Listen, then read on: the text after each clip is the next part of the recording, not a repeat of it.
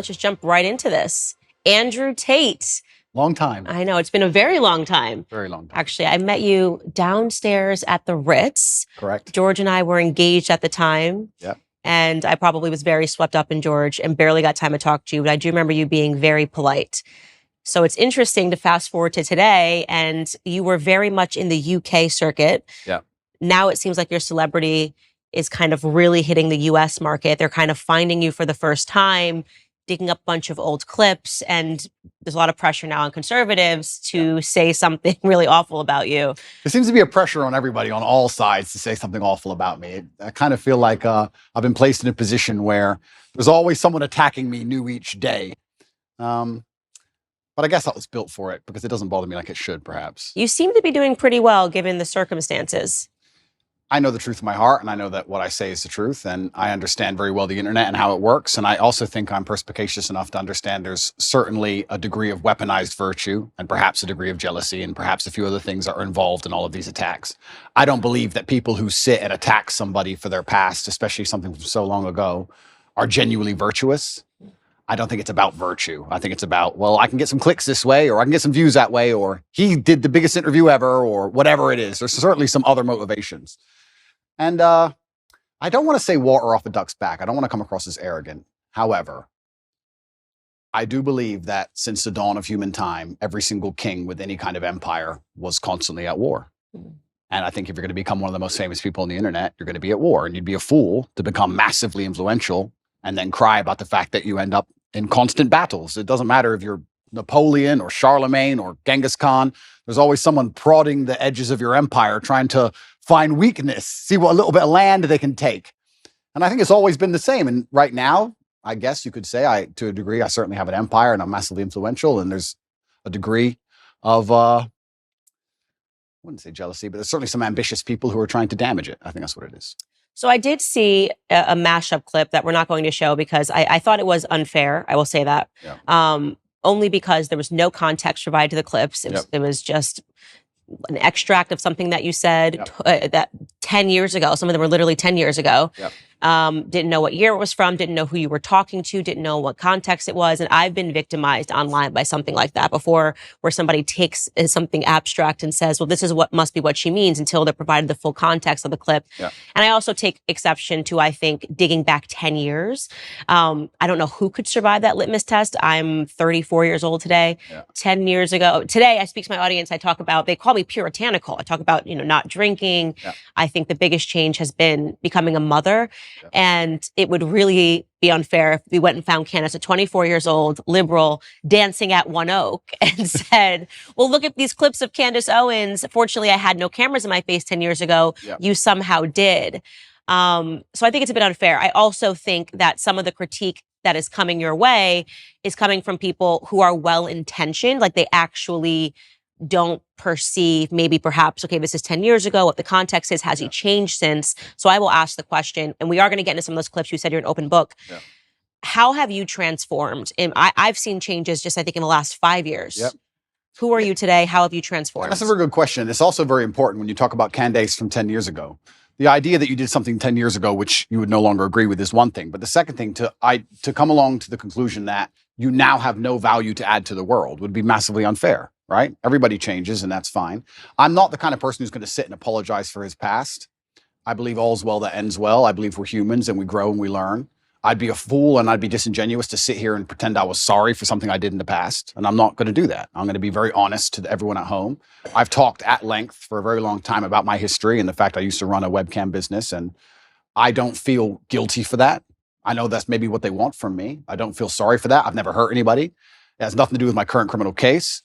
Everybody who worked for me was very positive. In fact, my number one supporter is currently online, and my best lifelong friends and some of the letters I got in jail were from people who worked for me at that time. And I had a business. And I'm not going to sit here and try and pretend that I feel guilty or I feel sorry for that. I'm from a low-income background. I did what I had to do to survive. And truthfully, all in all, being very honest, I don't think what I did was really that bad. And I want to say that, and I know people are going to lose their minds for it, but I didn't sell drugs. I didn't kill anybody. I mean, what did I do? I found a gap in the market and I helped some people organize some accounts on an internet website. That's what I did. And they're going to try and criticize me and crucify me for the next 100 years because of it, because of clips that were made 10 years ago. I think it's disingenuous, and I don't think anyone actually really cares about the virtue of it, because nobody who was involved in my life back then is complaining about anything. I think it's just an attack on me. And certainly we learn and we grow and we change, but it's very interesting how hypocritical the idea of looking at somebody's life over such a long period actually is. I mean, we can look at Donald Trump, right? Who I'm a fan of. I guess I know you've had your ups and downs with him, but in the conservative sphere, he's pretty well respected. Donald Trump used to own the Miss Universe pageant. Are we going to criticize him? Are we going to crucify him? What about the girls he had in Miss Universe who decided to go on and do Playboy magazine? Is he a bad person now? Why? Now, that's not Christian values, right? People are messy and life is messy and nothing is completely clean. And this idea that you're going to find somebody and 10 or 11 years ago, they did something which might even be slightly distasteful, not even illegal, and you're going to crucify him forever. I just don't believe that's genuine virtue. I think it's just an attack. I do think what's happening right now is they are wrongly conflating you having run a webcam business, however long it was ago, to the criminal cases happening in Romania. And this is why I interjected in my voice when people were saying, he's not a conservative, he's not a Christian. I don't understand why Christians are giving him a platform. And I'm very sorry to interrupt. I'm very sorry to interrupt you. But yeah, I will say right now, I would never consider myself a conservative from that standpoint. Right. I'm a rational actor. I'm a reasonable person. I'm intelligent. I use my brain. And I guess that makes me align with many conservative issues overall, because the other side have lost their minds. I don't wake up and stand there as a conservative figure. I don't consider myself a conservative figure. I've just ended up aligning with them on a lot of core issues because I'm a forward-thinking, rational person. But I'm certainly not I don't stand up and say, hey, I'm a conservative. I'm not interested in whether the conservative want to embrace me from that perspective or not. I have no interest in that. I wasn't even particularly political until my recent debacle, where I realized a lot of things about the world and how avoiding politics will not save you, unfortunately. Yeah, that's one of the things I pointed out. I said, he's never said he was conservative. He is not identifying as a Christian. So why are we suddenly using that as whether or not a Christian, a conservative, can put him on a platform and talk about something that is relevant? And something that is relevant is whether or not you are being wrongly or unfairly persecuted by a government. Yeah. I have spoken on my platform after examining the charges against Harvey Weinstein. He's clearly not a conservative. He's about as far left as it really gets. Yeah. But that doesn't mean that I don't have an interest in whether or not he's guilty or not guilty, and whether or not he was persecuted because of a overtly political movement like Me Too. So I do not like that these things are being conflated, but I want to park that aside because we are going to get into your case and just stick with what you just said about the webcam business. So you say you don't have any guilt for it. I'm not sorry. I don't operate in that frame. I don't think it's an intelligent way for a man to go through life to say, I'm sorry. At a younger age, I did the best I could possibly do, and I did the best I believed at the time. And you grow from it and you learn. And perhaps there's times in your life where you look back and think, well, maybe I would have done this differently, because hindsight's always 20/20. But every rapper sold drugs. Like, you get to a certain stage in your career where you no longer sell drugs and you don't do it anymore, but that's part of the life journey, and life's messy. And I'm not going to sit here and apologize to any conservative who wants to sit me down and try and give me some moral high ground garbage. I'm not going to listen to it. I had a very rough upbringing, a very tough life, and it could have been so much worse in so many ways. I've done nothing illegal. I've never hurt anybody. Everybody who was involved in my life back then are massive supporters of me. And I think it's very hypocritical for someone to sit, look at a situation they were not involved in and don't understand, look at old clips taken out of context, and then tell me and a whole bunch of people who were in my life who were all perfectly happy that something bad happened and something wrong happened. I don't think that's genuine. And for that reason, I'm not going to sit and be preached to by these people who are imperfect themselves. Everybody's imperfect. And another thing that's really important, we talk about Christian values. I also think that I find it very interesting and ironic that I'm somehow the problem, and these Christians feel like they need to come and attack me now in the name of Christian values. I think Christianity has much bigger problems than Andrew Tate and some old clips. I think they have much bigger problems that are happening in their churches on a daily. I think you can go to a Christian church in a lot of America and be very disappointed in what you've seen. I don't think I'm the problem with Christianity. And yeah, it's very interesting. But there was a webcam company, and I've talked about it at length on many different podcasts. I had a business. Many girls on there were perfectly fully clothed and would paint pictures or sing and dance and laugh. I've talked about this at length. I've had nothing to do with it for 10 or 11 years, and nobody was ever hurt. And I am not sorry for it. I don't see why I should be. Okay. So the way that I read you, and you can definitely let me know if I'm wrong, obviously, because you are you, is that people that don't come from a lot, me and you, obviously, obviously have different decisions that lay before us in life than people that come from everything, or people that come from a very stable household, 2 loving parents. And this kind of gets into the dilemma. I remember years ago, Tommy Lahren had said something, she's a political commentator in the US, had said something to the effect of, well, Jay-Z used to sell crack. And he sort of laughed. And he probably did. And he did. And he sort of laughed this off. And I remember looking at that because I looked up to Jay-Z's music so much, and I looked up to him because it made it possible for me to change my circumstances. You're looking at this guy who comes from nothing. He came from the projects. He sold drugs, and then he doesn't have to sell drugs anymore. And he's now talking about ideas and talking about business. So I was able to more closely understand and go, okay, I can actually climb out of these circumstances, even though I wasn't born, with a ton of wealth and a lot of opportunities that some people were. And I think it's very difficult for people that don't come from nothing to understand that, and they're so sure that if they were in desperate circumstances that they would still never do anything. But this is their massive mistake, and you're right, but this is their massive mistake. The reason I have such huge affinity with the youth of the world today, especially the masculine youth, is 1, because a lot of them are disenfranchised, which is one conversation, but 2, also the reason my reach is so global, the reason I have so many fans in Slovenia and Southside Chicago, and I've had kids from Ulaanbaatar come up to me, Mongolia, all around the world, is because I speak to the disenfranchised, and part of that is always going to be, or is going to involve, financially disenfranchised. I'm someone who comes from absolutely nothing and made himself into something. And unfortunately, there's a rocky road sometimes, like you just described with Jay-Z, to get that done. But if I would have been born into a perfect family, like you said, 2 loving parents, family was rich, white picket fence, and I was saying all the same things, then they wouldn't have the same affinity. So if you look at even a lot of superheroes, you look at Batman, he's a flawed person. And I think the reason I'm seen as a hero and the reason I have the fan base I have is because to a degree, I've always been a flawed person, and I'm not a perfect human, and I don't want to be. And I think that actually adds a lot of credibility to my character as a whole, that I've become the kind of person who believes he can add value to the world. And just like you said with Jay-Z, he changed. And the biggest thing for me personally, though, truthfully, and I want the whole world to understand this, I've been forensically analyzed by multiple different federal agencies from different countries for the last 17 months, analyzing every aspect of my entire life across the last 10 to 15 years. And what did they find? An old YouTube clip? That's the worst they could find. No sexual perversion, no drugs, no genuine criminal acts. They found something semi-immoral in a YouTube clip. And I would actually challenge anybody who wants to throw stones at me to go through the same level of scrutiny I have been under. And let's see what they find in your life. Because I guarantee anyone who's watching this right now, you sit there, you have a secret in your closet. You have a skeleton that you don't want anyone to know about, and they would have found it. So what's the worst thing that they found about me, considering I've been the most attacked man in the world for 17 months? An out-of-date YouTube clip? An out-of-context YouTube clip? Is that the worst? I think it's crazy that people aren't even sitting there and going, okay, this guy's been absolutely attacked from every single angle, and this is the worst they could possibly drag up. Right. No, I agree with you. So the question I would ask you, though, because obviously you've moved away from that business, the thing I find to be the most interesting about you is that younger boys love you. Yes. They absolutely, like the 12, 13-year-old, 14-year-old. I have not come across a 12, 13-year-old boy who's not just an Andrew Tate stan. And I think it's remarkable. It gives you a lot of power. And I think this is perhaps the interest that a lot of people have in you is, what are you going to do with this power, right? You have all of these boys, they believe in you, they stand up for you.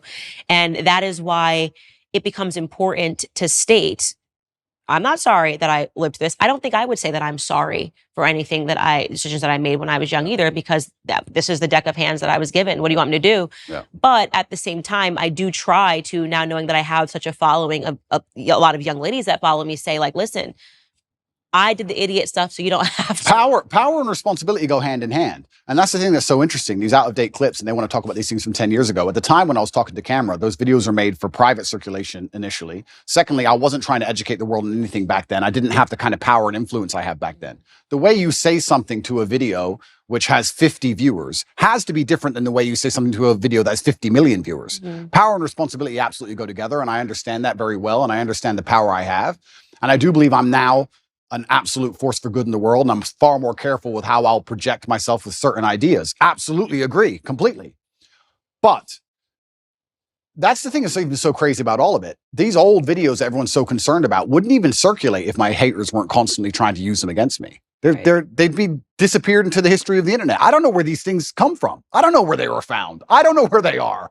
It's kind of crazy. A lot of people are making all these constant attacks on me, and I don't watch a lot of it. I'll have to be honest with you, Candace. I don't watch all of it, but a lot of the videos are so outdated. The only reason they even exist now is because my haters are so desperate trying to take me down. They don't have any concern for them being seen because they wouldn't be circulating them otherwise. So yeah, absolutely. Power and responsibility go hand in hand. And I do believe that I now have a huge platform, and with young boys, they're exceptionally interested in my case. I do believe to a degree I'm an anti-hero. I do believe to a degree that the harder I'm attacked, the more credibility is given to me in the eyes of my fans.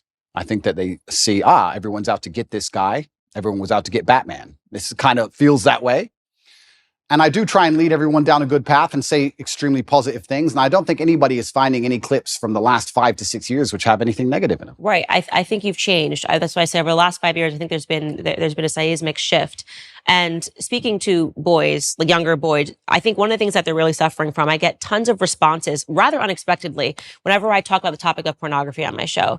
And it's one of those things that, again, if you found Candace 10 years ago and you asked me about pornography, and by the way, this was actually implanted into my head from a health school, like from health education, where they would say pornography is healthy, people should watch pornography, people should engage in pornography, it's okay if you're in a relationship for you to watch pornography. And then I had a huge wake-up call when I spoke to Tim Ballard, he runs Operation Underground, and then I realized how closely pornography is related to human sex trafficking. Real sex trafficking, not TikTok sex accounts. Trafficking. And yeah, we should talk about that because they are kind of stretching the definition of sex trafficking. In your case, I've taken a look at it. And what's remarkable to me is the amount of young men, and I would say from the ages of 18 to 35 that write in and say how much they're struggling with porn, how much they're struggling with pornography addiction, how they feel that no person is talking about the ills of pornography. And so I just watched this clip of you this morning, sitting next to Adam, 22. You were ever interested in doing your first ever double penetration scene that me and Lena, I mean, I don't want to speak for you, but I feel like, yo, dude, would he be a suitable candidate? Tate, can I tap him in? I don't know. No. He looks built. Can I fill in real quick, Andrew? You're out. Aiden, we canceled you. You're not in this conversation anymore. Fair enough. Go ahead, Andrew. Would you double penetrate her, bro? Would you do that, Andrew? Go ahead. Finish the answer question. All pop together, is that chill? There's absolutely 0% chance of that happening.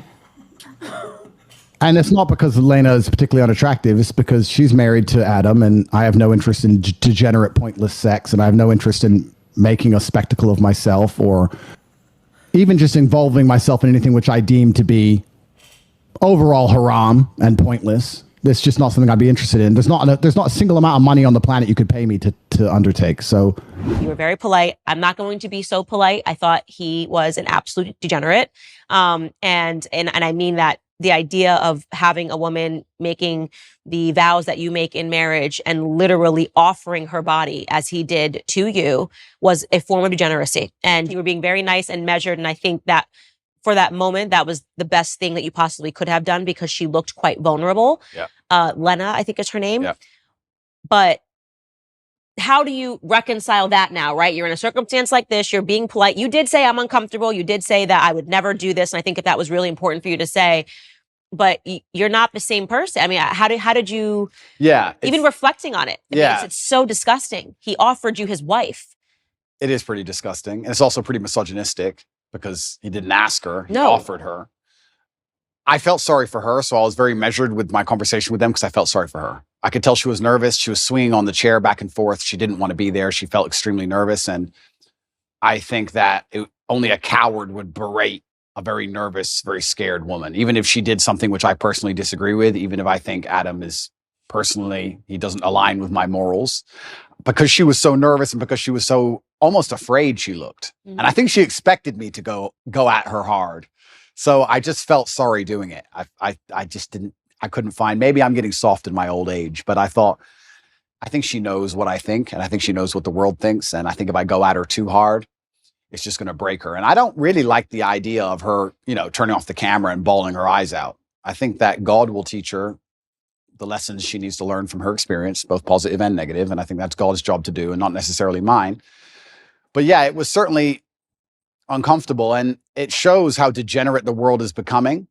And pornography as a whole is simply just, I think it's an effect. I think it's a tool which is used to ensure that the male populace stays as docile as possible. I don't think that any of the things that are happening to the male population are accidental. I think that keeping us as docile as possible is very interesting for the people who are in charge of the world, because we're the warrior class. At the end of the day, it's going to boil down to the men who are going to stand up and actually do something about anything at some point in time.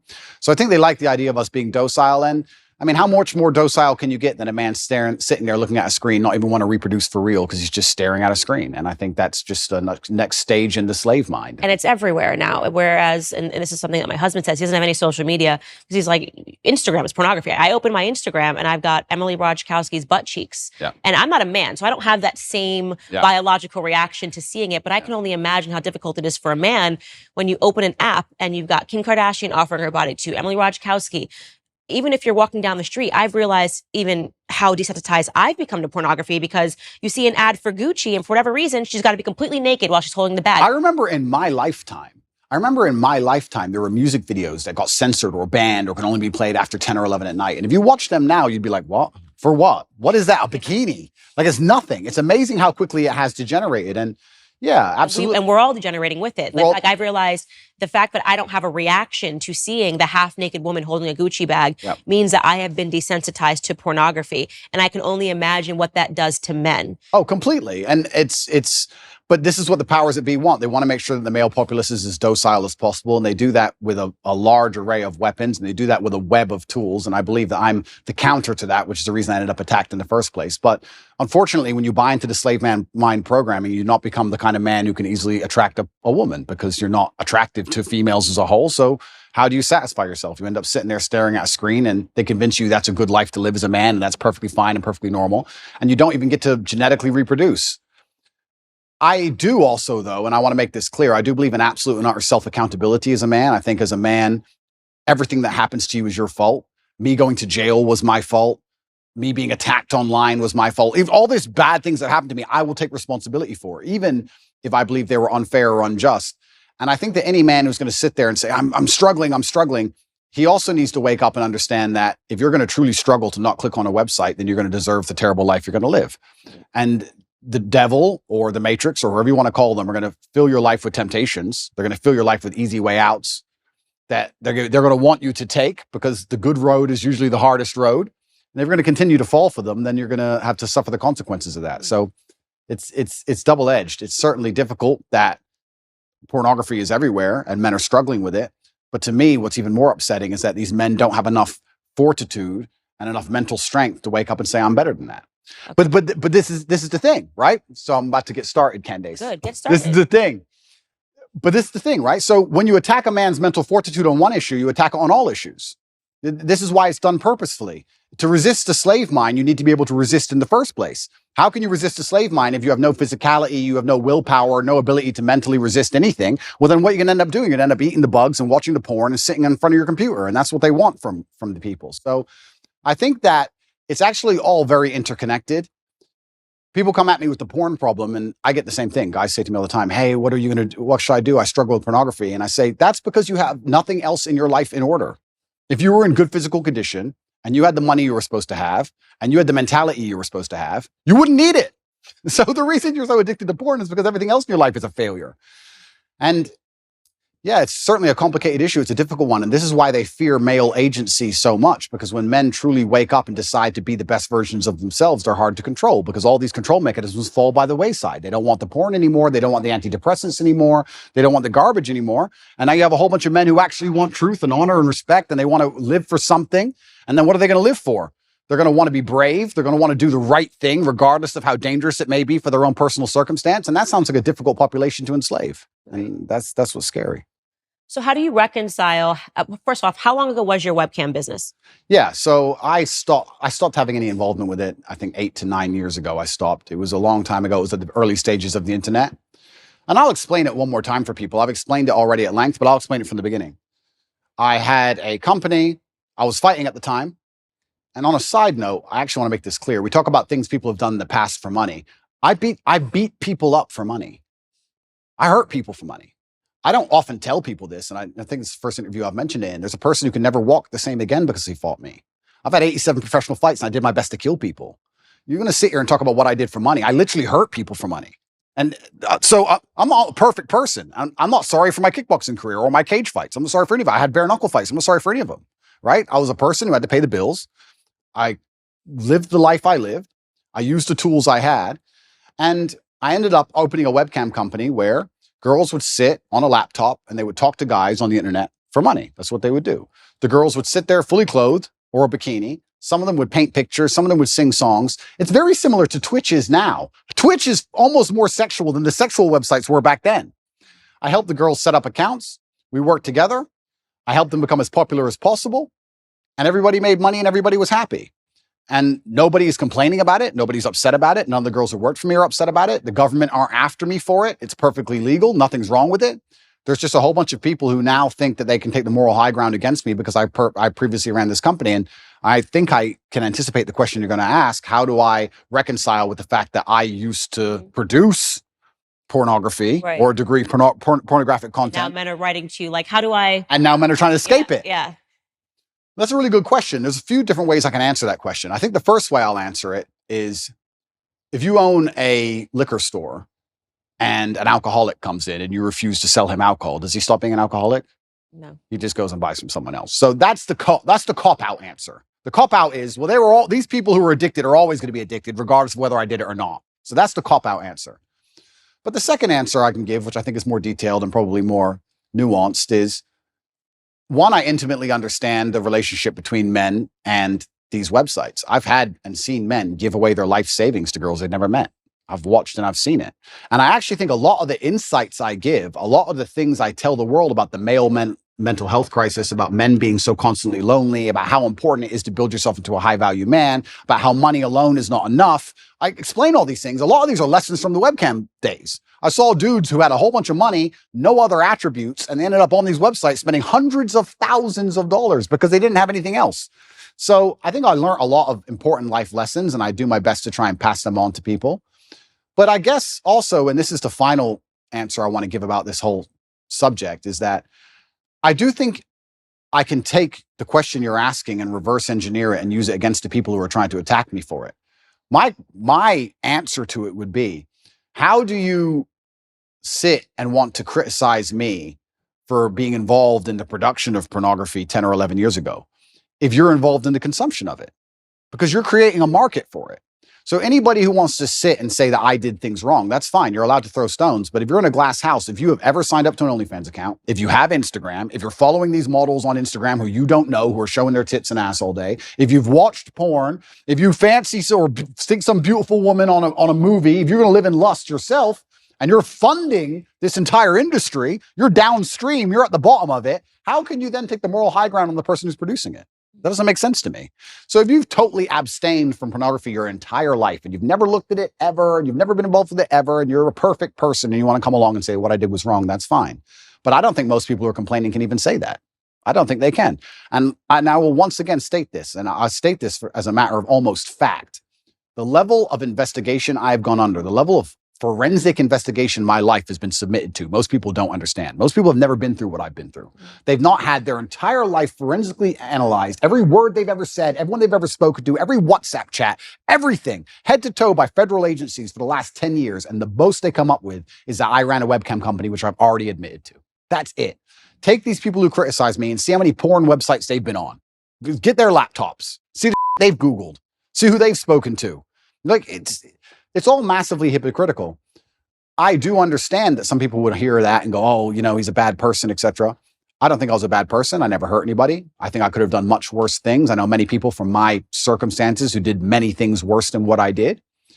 And all in all, I'm not going to sit and pretend I'm sorry for something I'm not sorry for. And I just want to make it clear to the world that, like you said, people come from different backgrounds and people grow and people change, etc.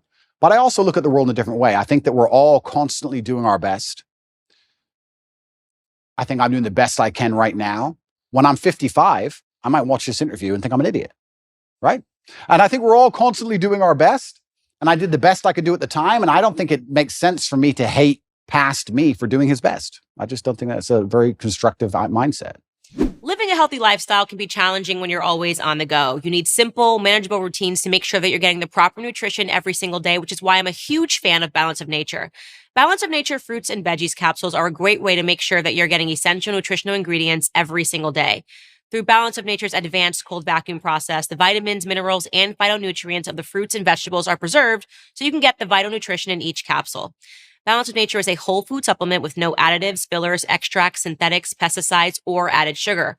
The only thing that's in their capsules is pure fruits and vegetables. They sent a bunch of fruit and veggie capsules to the studio for my team and I to try, and the whole team is feeling brighter, healthier, and more energetic. When you're disciplined enough to take care of your health, you'll reap all kinds of benefits. Make Balance of Nature fruits and veggies a part of your daily diet. Your body will thank you. For a limited time this summer, when you become a preferred customer at Balance of Nature, they're throwing in a free fruit and veggies travel set and giving an additional $25 off your first order.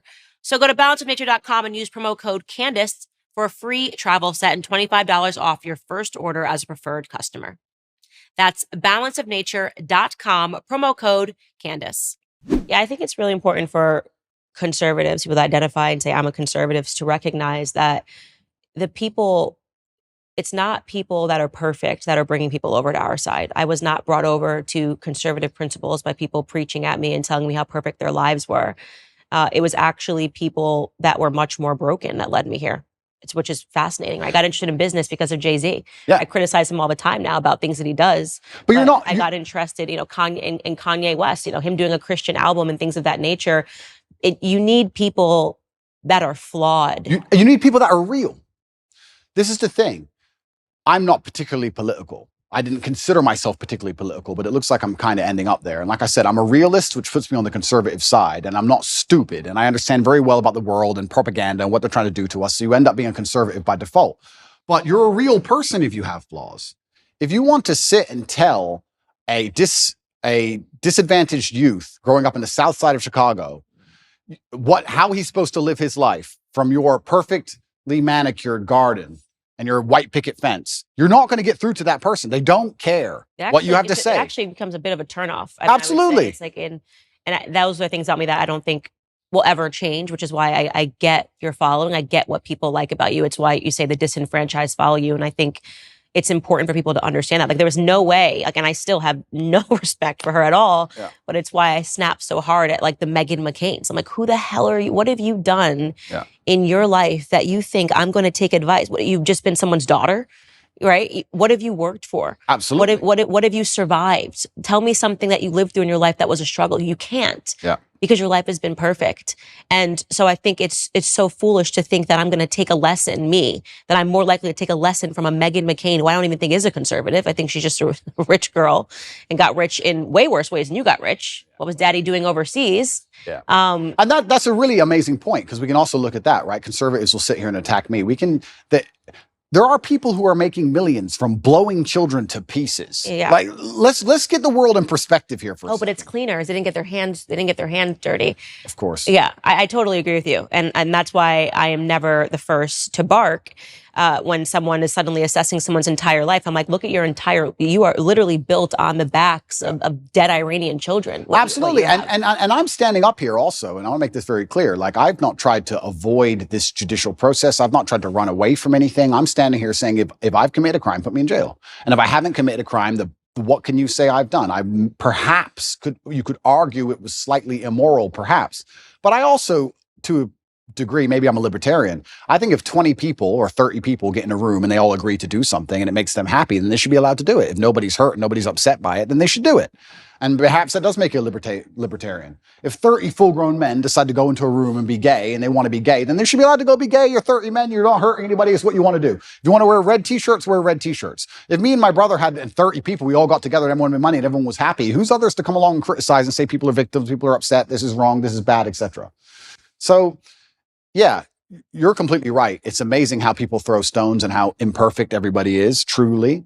And I think the best thing you can do as a man is obviously learn your lessons from your life and try your best to pass them on. I feel like I'm doing that to the best of my ability, but also another thing that conservatives is going to blow their minds, is going to really upset them. What they don't understand about, especially the strength of my message, is that to especially the young boys of the world, I'm cool.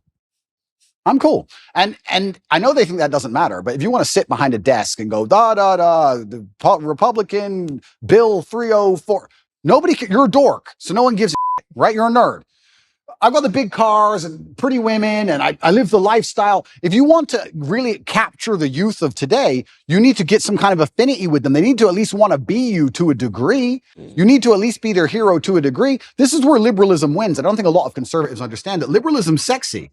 You do drugs, you run around, you burn stuff. It's cool. You get a party.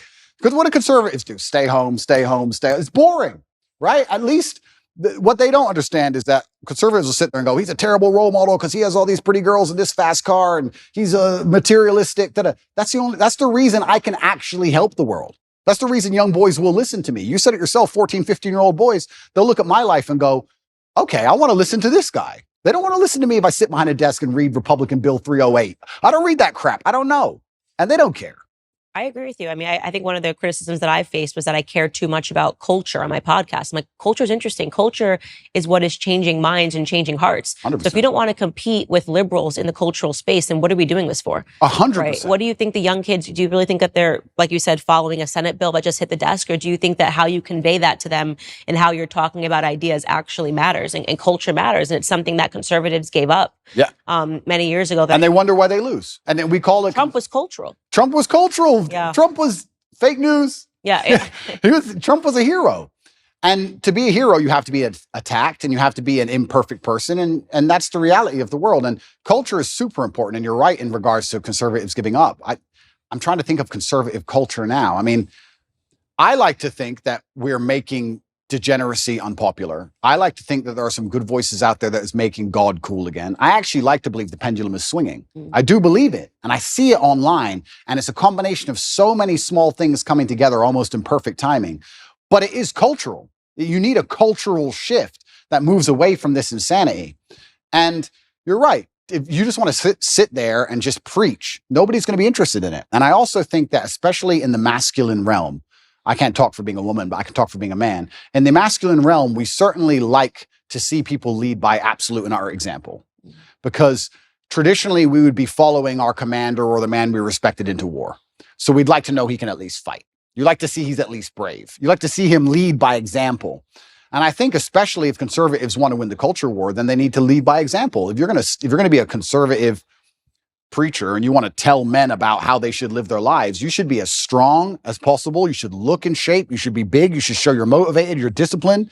You should absolutely, of course, we all have vices, but you should be very disciplined with your outlook. You should make it very clear to the outside world that what you've done wrong, what you haven't done wrong, you should take accountability.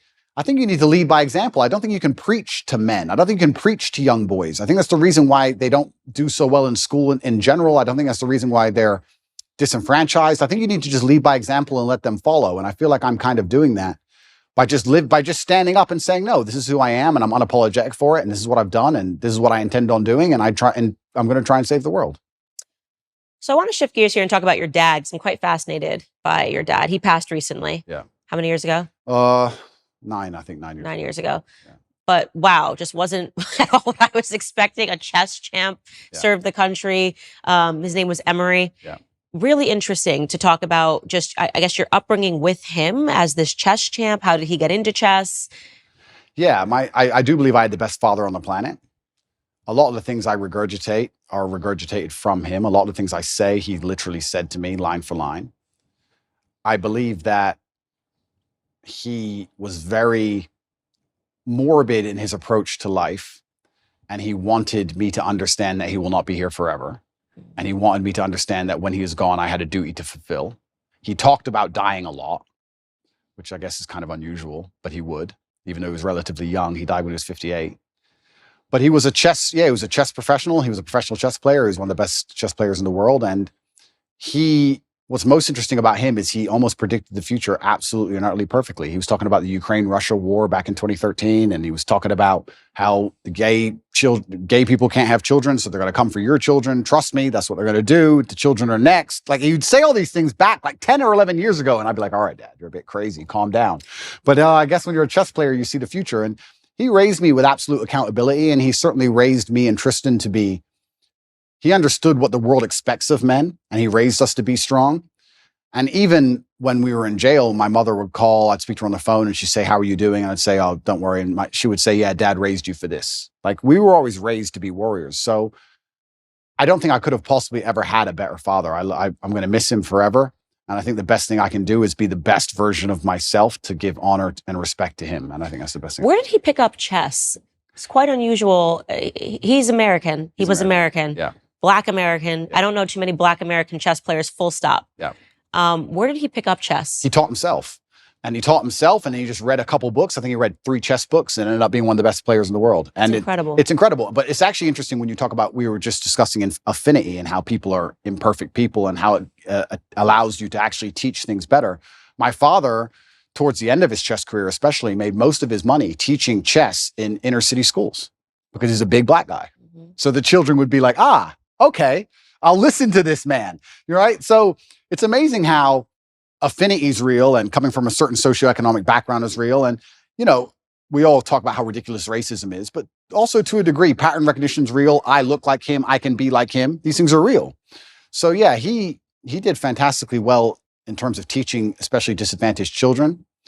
And he taught himself, and I wish I had his mind. I'm not nearly as intelligent as he was. I wish I was. You gotta be real smart to be a good chess player. You've got to be better than smart. I actually think you go beyond the realm of smart into I wouldn't say he was on the spectrum, but you certainly get to a new level of socio interactions. Do you understand? I'd go to chess tournaments when I was a kid, and everybody there would be a world level chess player, and everyone was a bit strange, a little bit. I don't know if it's like that anymore. I see the chess communities now moved online. There's a lot of them playing online, and they seem a lot more normal than the grandmasters I remembered. I remembered old grandmasters, half drunk, ex-KGB, shaking at the board. Yeah, like it was a bit different back then. But yeah, I wish I had his level of intellect. He was certainly the smartest person I've ever known. And even when he died, I got endless emails from people I'd never heard of who just said, I worked with your dad, and I don't think you understand how smart he was. He served America, yeah? He served America. He was in the Air Force, and he was a linguist for the CIA. He joined the Air Force and ended up being a linguist for the intelligence. What other languages did he speak? He spoke Russian, German, Spanish, and English. But officially, he was supposed to speak Russian. He assimilated Russian in 2 weeks. I think he holds the Air Force record. Okay, so he's very smart. Yeah, super ridiculously smart. Yeah. I got an email from somebody when he died, and they said that, I just want to send you an email. You don't know who I am. I was serving with your father in the armed forces. You tell everybody your dad was smart, and they're not going to understand how smart he was. And I want to give you a quick story. I was living with a Russian woman, and I already spoke Russian conversationally when I began the Air Force training to learn Russian. Your father knew nothing, didn't know the alphabet, didn't know nothing. And within 2.5 weeks, he was correcting everybody, including the professor, on Russian. Yeah. So like he just read the dictionary. I saw my dad sit there and read a dictionary, just read it.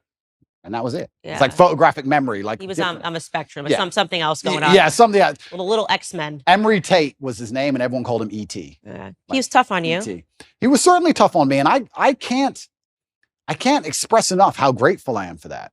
We live in a world now where I'm going to say that my dad hit me when I made a mistake, and everyone's going to lose their minds. And they're going to pretend I was somehow abused and that somehow my childhood was terrible. And I could not if he was come down to earth today, I would shake his hand and say, thank you for absolutely everything you gave me, including discipline, including understanding that in the harsh realities of the real world, there is a line. And if you cross that line, violence appears. That's the unfortunate reality of earth. There's a line.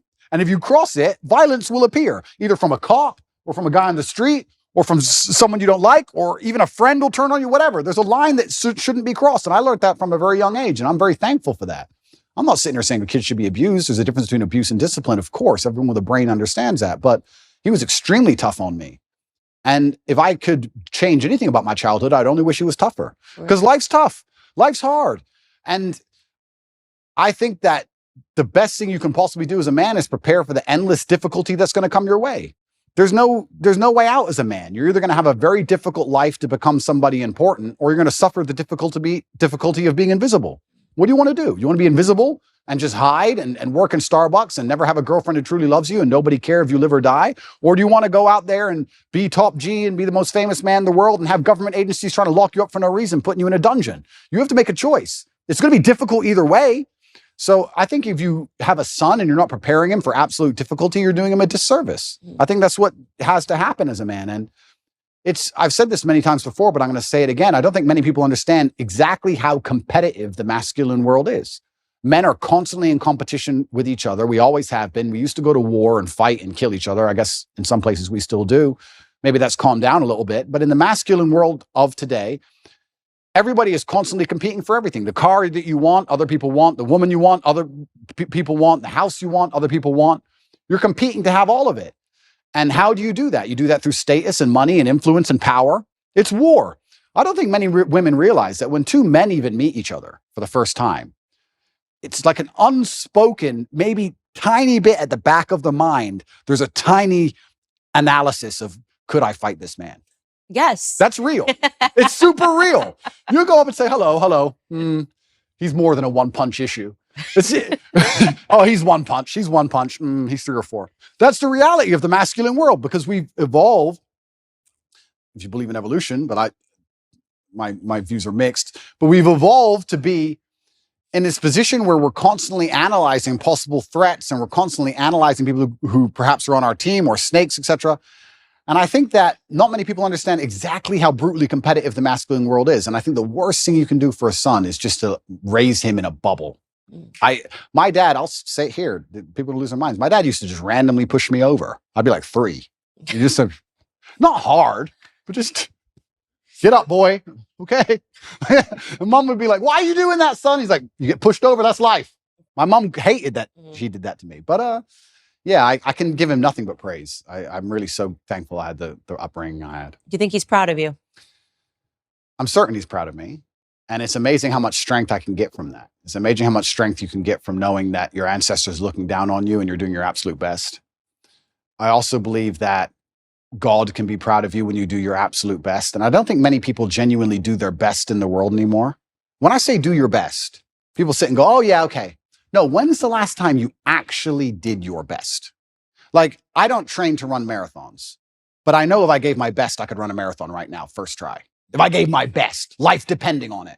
When's the last time people have genuinely given their best to anything? There are people going through the world and going through life today that don't give their best or 100% effort to anything ever.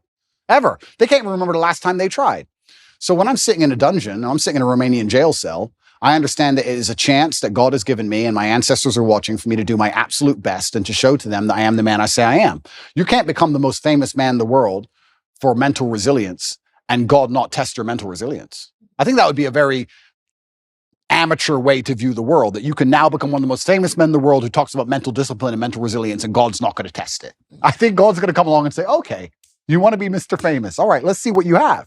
So I believed it was a chance to show God and show my ancestors and show my father that I am the man I say I am. And it's amazing how much strength you can draw from that, because I don't think many men especially understand that even if you don't have the strength to be a hero for yourself, you should have enough discipline and enough honor to want to be a hero for somebody else. And if you have other people you truly respect, you should want to be a hero for them. And I think that's the masculine imperative. If someone's going to attack your wife, that's when you become a hero for her. You have to. What kind of man are you if you're not? And you can apply that to other things. If you apply that to your ancestors, or you apply that to God, or you apply that to your beliefs or your core principles as a man, then you can be a hero anytime you want. So it's so funny you say that, because it really does. Everything goes back to biology. I think about this all the time. No matter how much sociology is behind everything, telling men to act like women and women to act like men, at the end of the day, women want a masculine man. And when they don't have a masculine man and they beat their man into submission, they're not attracted to them anymore. When it's a tail in between, it's just not attractive anymore. And I used to made me think of this boyfriend that I had when you were talking about, just defending the realm, this sort of responsibility that men have. And I remember sitting there realizing that I had to break up with him, because I thought that if somebody burst through the door with a gun, I was going to have to be the one that would have to defend us, because he was just such a flower. 100%. And it's in society is yet blaring at men to do the opposite.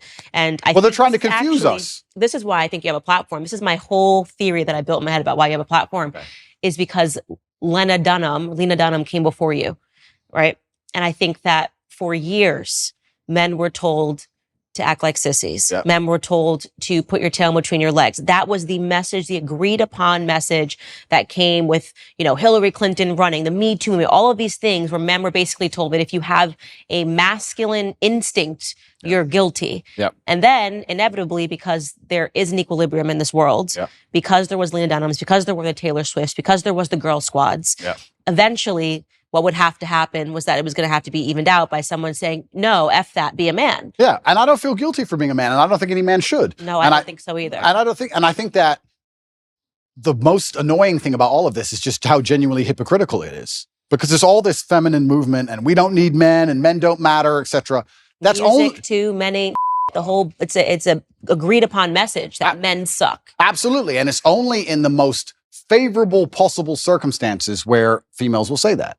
And that's what's so disingenuous about it, because as soon as things actually begin to get hard, the closer we get to the realities of life, the closer we get to the unfortunate circumstances of the world, and they exist in many places, the faster you'll see people look for traditional masculinity to protect them. So it's not even like it's a genuine belief. That's what's so upsetting about it, is that it's just, I don't know if these people are delusional or if they're deliberately hypocritical. I'm not sure which one it is. I think they're brainwashed. I think it's a two-pronged approach. I think it's the cultural messaging, and also in the education system, they're actively learning that this feminism is what you need to aspire towards. Like when you get out of school, women, you should want to compete with men in climbing the corporate ladder. I actually think there's a mass brainwash that's taking place. Oh, completely. They want to neuter men. And the way you do that is to empower women to a point where they're now the dominant power, especially in the Western world. I believe we live in a matriarchy. I don't believe it's a patriarchy like we're told it is. I actually believe it's the other way around. I can't think of a single law that benefits men over women, but I can certainly think of some that benefit women over men. Mm-hmm. I think it's very dangerous to be a man in the world today. I think that if women want to destroy a man, it's extremely easy to do. We can look at my current scenario and situation I'm in, and many other men are in the same scenario. I can't think of many examples of a man falsely accusing a woman of something and her losing her entire life, where I can certainly think of ones the other way around. So, yeah, they want to turn men into eunuchs because their intention is to make us all slaves. And I say that, and it rolls off my tongue, and people just hear it and they don't actually think about what I'm saying. Their intention is to turn men into eunuchs because they want to make us all slaves. I want you to actually understand exactly what I'm saying to you, because at the bottom line of revolution has always been young military-age males, and they don't want them to have enough balls or enough forward thinking or even enough care for anything outside of themselves to do something about it. Another thing people don't understand is that a lot of these attacks and a lot of things they're trying to do with the culture, especially, they're trying to inject such innate selfishness inside of people that they don't really care about anything that happens outside of themselves. Because then it's very difficult to give a shit about your community. It's very difficult to have any kind of genuine care about your town or your country or an issue. No, they just want you to be self-absorbed, semi-depressed, because depressed people don't fight that hard, watching porn, living inside of your own mind, convinced that somehow you're oppressed for some reason, on the internet typing tweets. That's what they want you to do. And they're going to try and keep you there. And genuine masculinity, yeah, to a degree it's protective, and to a degree also it has parameters. You can't be a man who doesn't say no. You can't be a man who doesn't have standards for himself and for people around him. I've got labeled as ultra misogynistic because I believe that a man should have standards in his relationship. I believe a man should avoid dishonest people, male and female. You should avoid, if you're a dishonest person, if you lie, if you're going to deceive me, it doesn't matter if you're a man or a woman. I don't want to have anything to do with you. I was sitting talking on a panel show saying that women who are dishonest and promiscuous are not the kind of woman I'd ever want to associate with. And I was labeled misogynistic for that. So it's crazy how they'll attack you, and they'll attack you so violently and so endlessly and repeat it so many times in a bid to beat your soul down.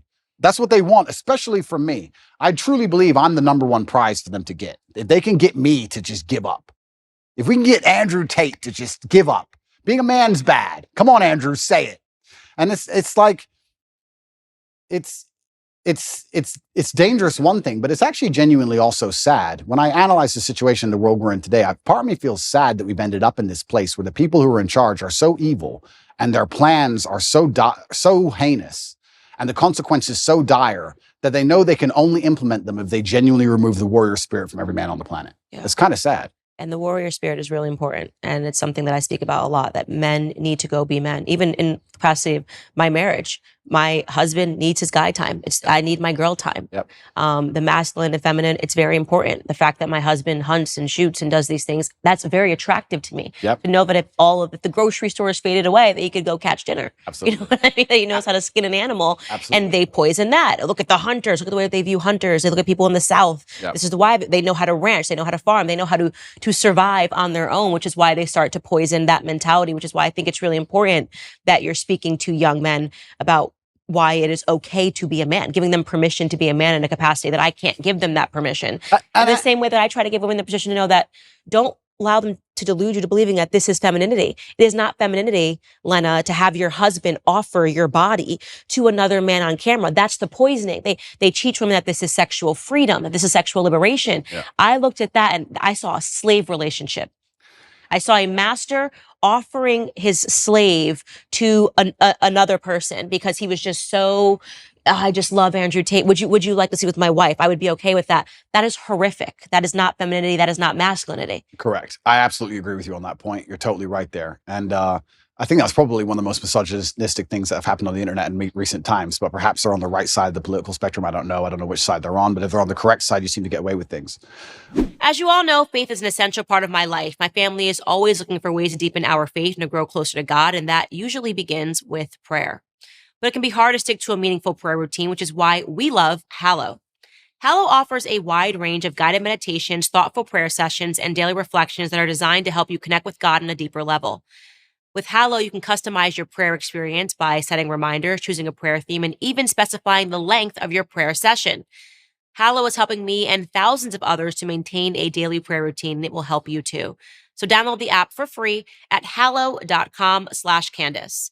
Not sure where to start? Check out Father Mike Schmitz's Bible in a Year, available on the Hallow app for brief daily readings and reflections. Or you can pray alongside Mark Wahlberg or Jonathan Rumi, who portrays Jesus in the popular series The Chosen. Get an exclusive 3-month free trial at hallow.com/Candace. That's hallow.com/Candace. Hallow, the #1 Christian prayer app in the United States.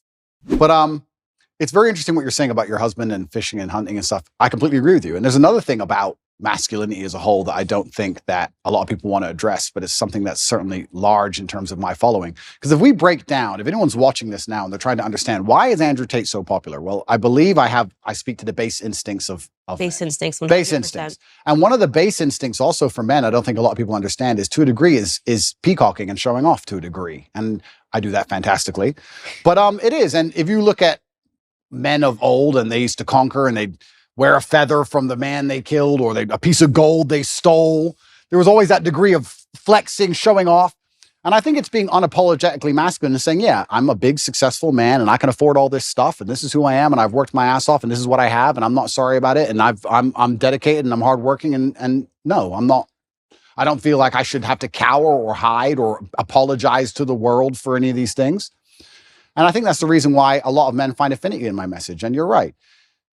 Baseline masculinity is being attacked, and women naturally don't find it attractive to find a man who's not that way anyway. But baseline masculinity is being attacked because they want you absolutely not dependent on the government, so that the government can decide whether you eat that day.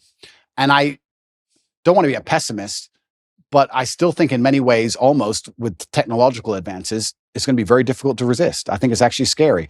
I don't know how the world's going to be in 100 years from now, but I don't know if there's going to be much freedom left. I don't know about you, but when I look at the things they're doing with CBDCs and electric cars and the way the currency is going to change, it's going to be very difficult to resist without literally starving to death. Mm-hmm. So I don't know what's going to come. So learn to farm. Learn to farm. Hunt, that's learn right. To shoot. Don't let them convince you that's somehow racist and sexist and backwards and veganism. Like, you better learn to do all of those things, because we need men now more than ever, right? Yeah. And also I do believe, and this is going to get me called misogynistic, but I'm going to say it anyway, I do believe we need masculinity, especially in the households, because I believe that women are more emotionally led and men are more logically led. It's true. And I think that the propaganda machine and the news machine primarily uses emotional arguments as opposed to logical arguments. And women fall for the emotional And women fall for the emotional arguments. So if you have a woman who's in charge of the household and her man can't resist her commands, and they put on the news, be afraid, COVID's going to kill everybody. She gets afraid. Now you have a whole household of people with masks on, 8 vaccines, and down the insanity hole. Whereas a man with logic would sit there and do exactly what I did and say, look, all right, let's calm down for 2 minutes. Let's just wait because the news lies. So let's just wait till Wednesday before we start taking injections. Let's chill. So I think also masculinity is needed because what they're going to do when they try and make us all slaves, they're going to use emotional arguments.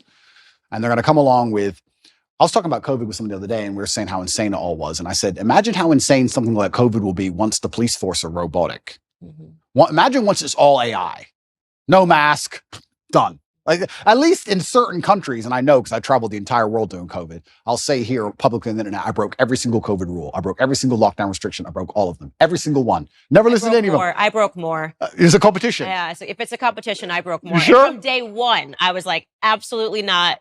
I didn't even let people that were wearing masks into my house. I was like, my baby will not look up and see somebody wearing a mask in his crib. That's scary. Yeah. Looking like Bane, look over his crib. Like that's just not happening. Amazing. But yeah, I mean, me and my brother, we moved to Sweden. We resist the COVID thing from the absolute beginning. We tried our best because Sweden was completely wide open. Absolute insanity. But yeah, even to the COVID thing, if you look at it, the emotional argument that was used and how they controlled the world, and they're going to use emotional arguments to control us with everything. I talk about the police force being AI. What they're going to eventually do is say, cops shoot people, humans make mistakes, cops are racist. We're going to give you robot cops that never make mistakes because cops are racist and cops can make mistakes, but these robots never make mistakes ever. And then once all the police force are completely robotic and they've removed all our weapons, you think something like COVID 2.0 isn't coming? You think you're not going to be locked in your house? You think they're just going to let you live in peace and walk around outside? Are you an idiot? And they're going to do all of this with emotional arguments. They're not That's going to why do it they with want a logic. matriarchy. Absolutely, because with a matriarchy, you can affect it with emotionality. You can sit there and say, the planet is dying. Don't you care about the trees? Give us all your money. And people will sit there and go, oh, yeah, I do feel bad about the planet. Okay, it's just an extra 18% tax. And they can fall for it. So emotional arguments are how you get your way with anything. If you put somebody in front of me, I can convince with an emotional argument. I can convince them almost anything. Almost anything. Logic is much harder to do. So we need masculinity even in the household. And I'm just talking about baseline masculinity of just the logic and the rock solid self-assurance to sit there and say, no, I'm in charge of this house. Let's all just calm down. Well, let's not get emotionally led by this news channel. And let's be very smart about what we do and how we react to things.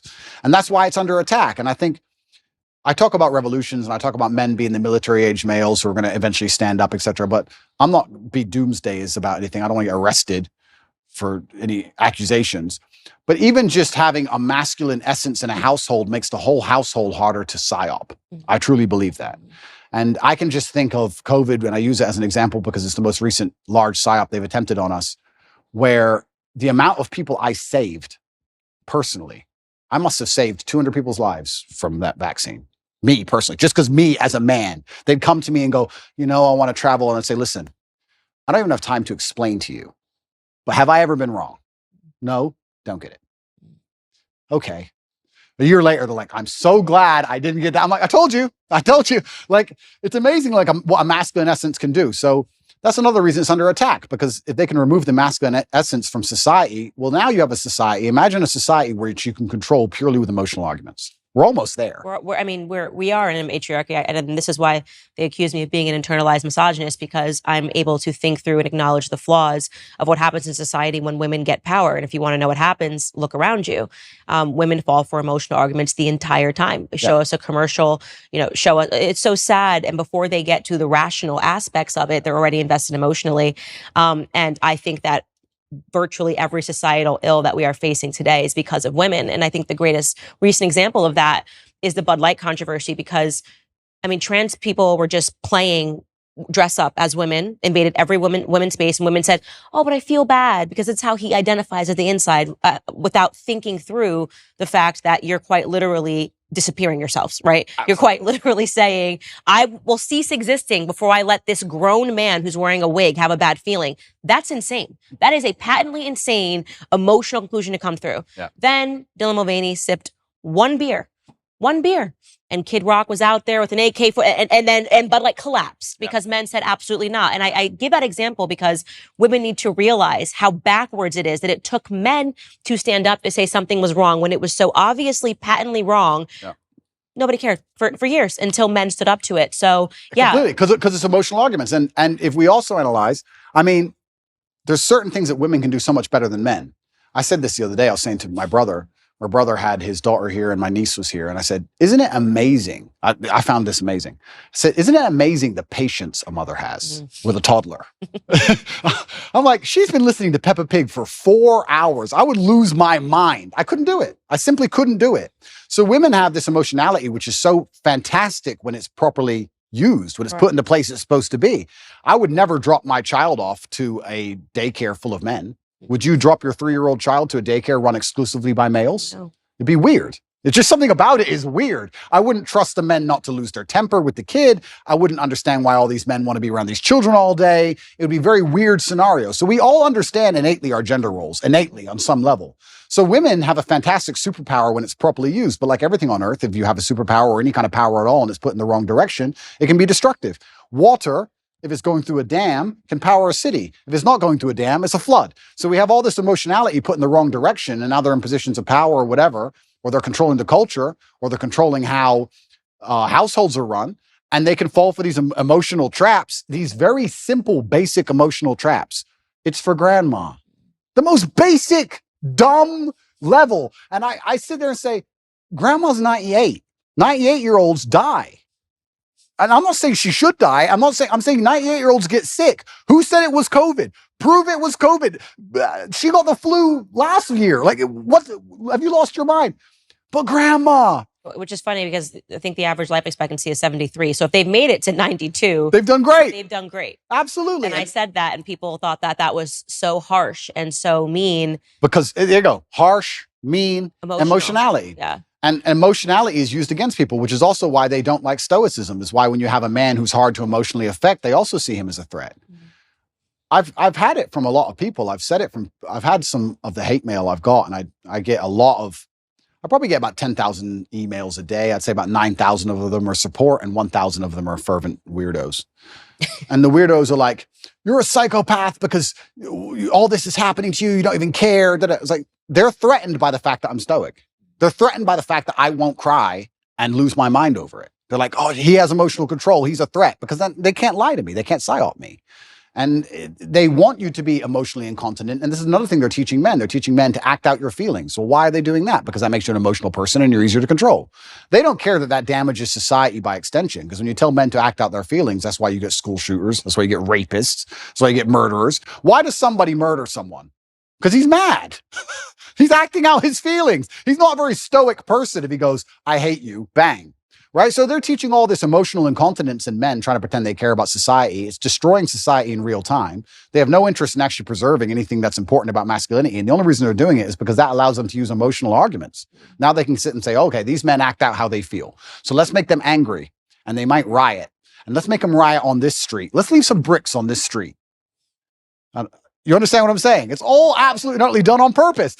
And it's kind of amazing to me that nobody sits there and understands the best way you can rebel against the slave mind and resist the matrix is just to be the kind of person who uses logic, is stoic, is emotionally controlled, is physically strong, because a strong body is a strong mind, who refuses to be told or labeled as something. You can't label me as a depressed person. You can't label me as some kind of disease or some kind of personality disorder. You can't label me a color. I'm Andrew Tate. This is who I am.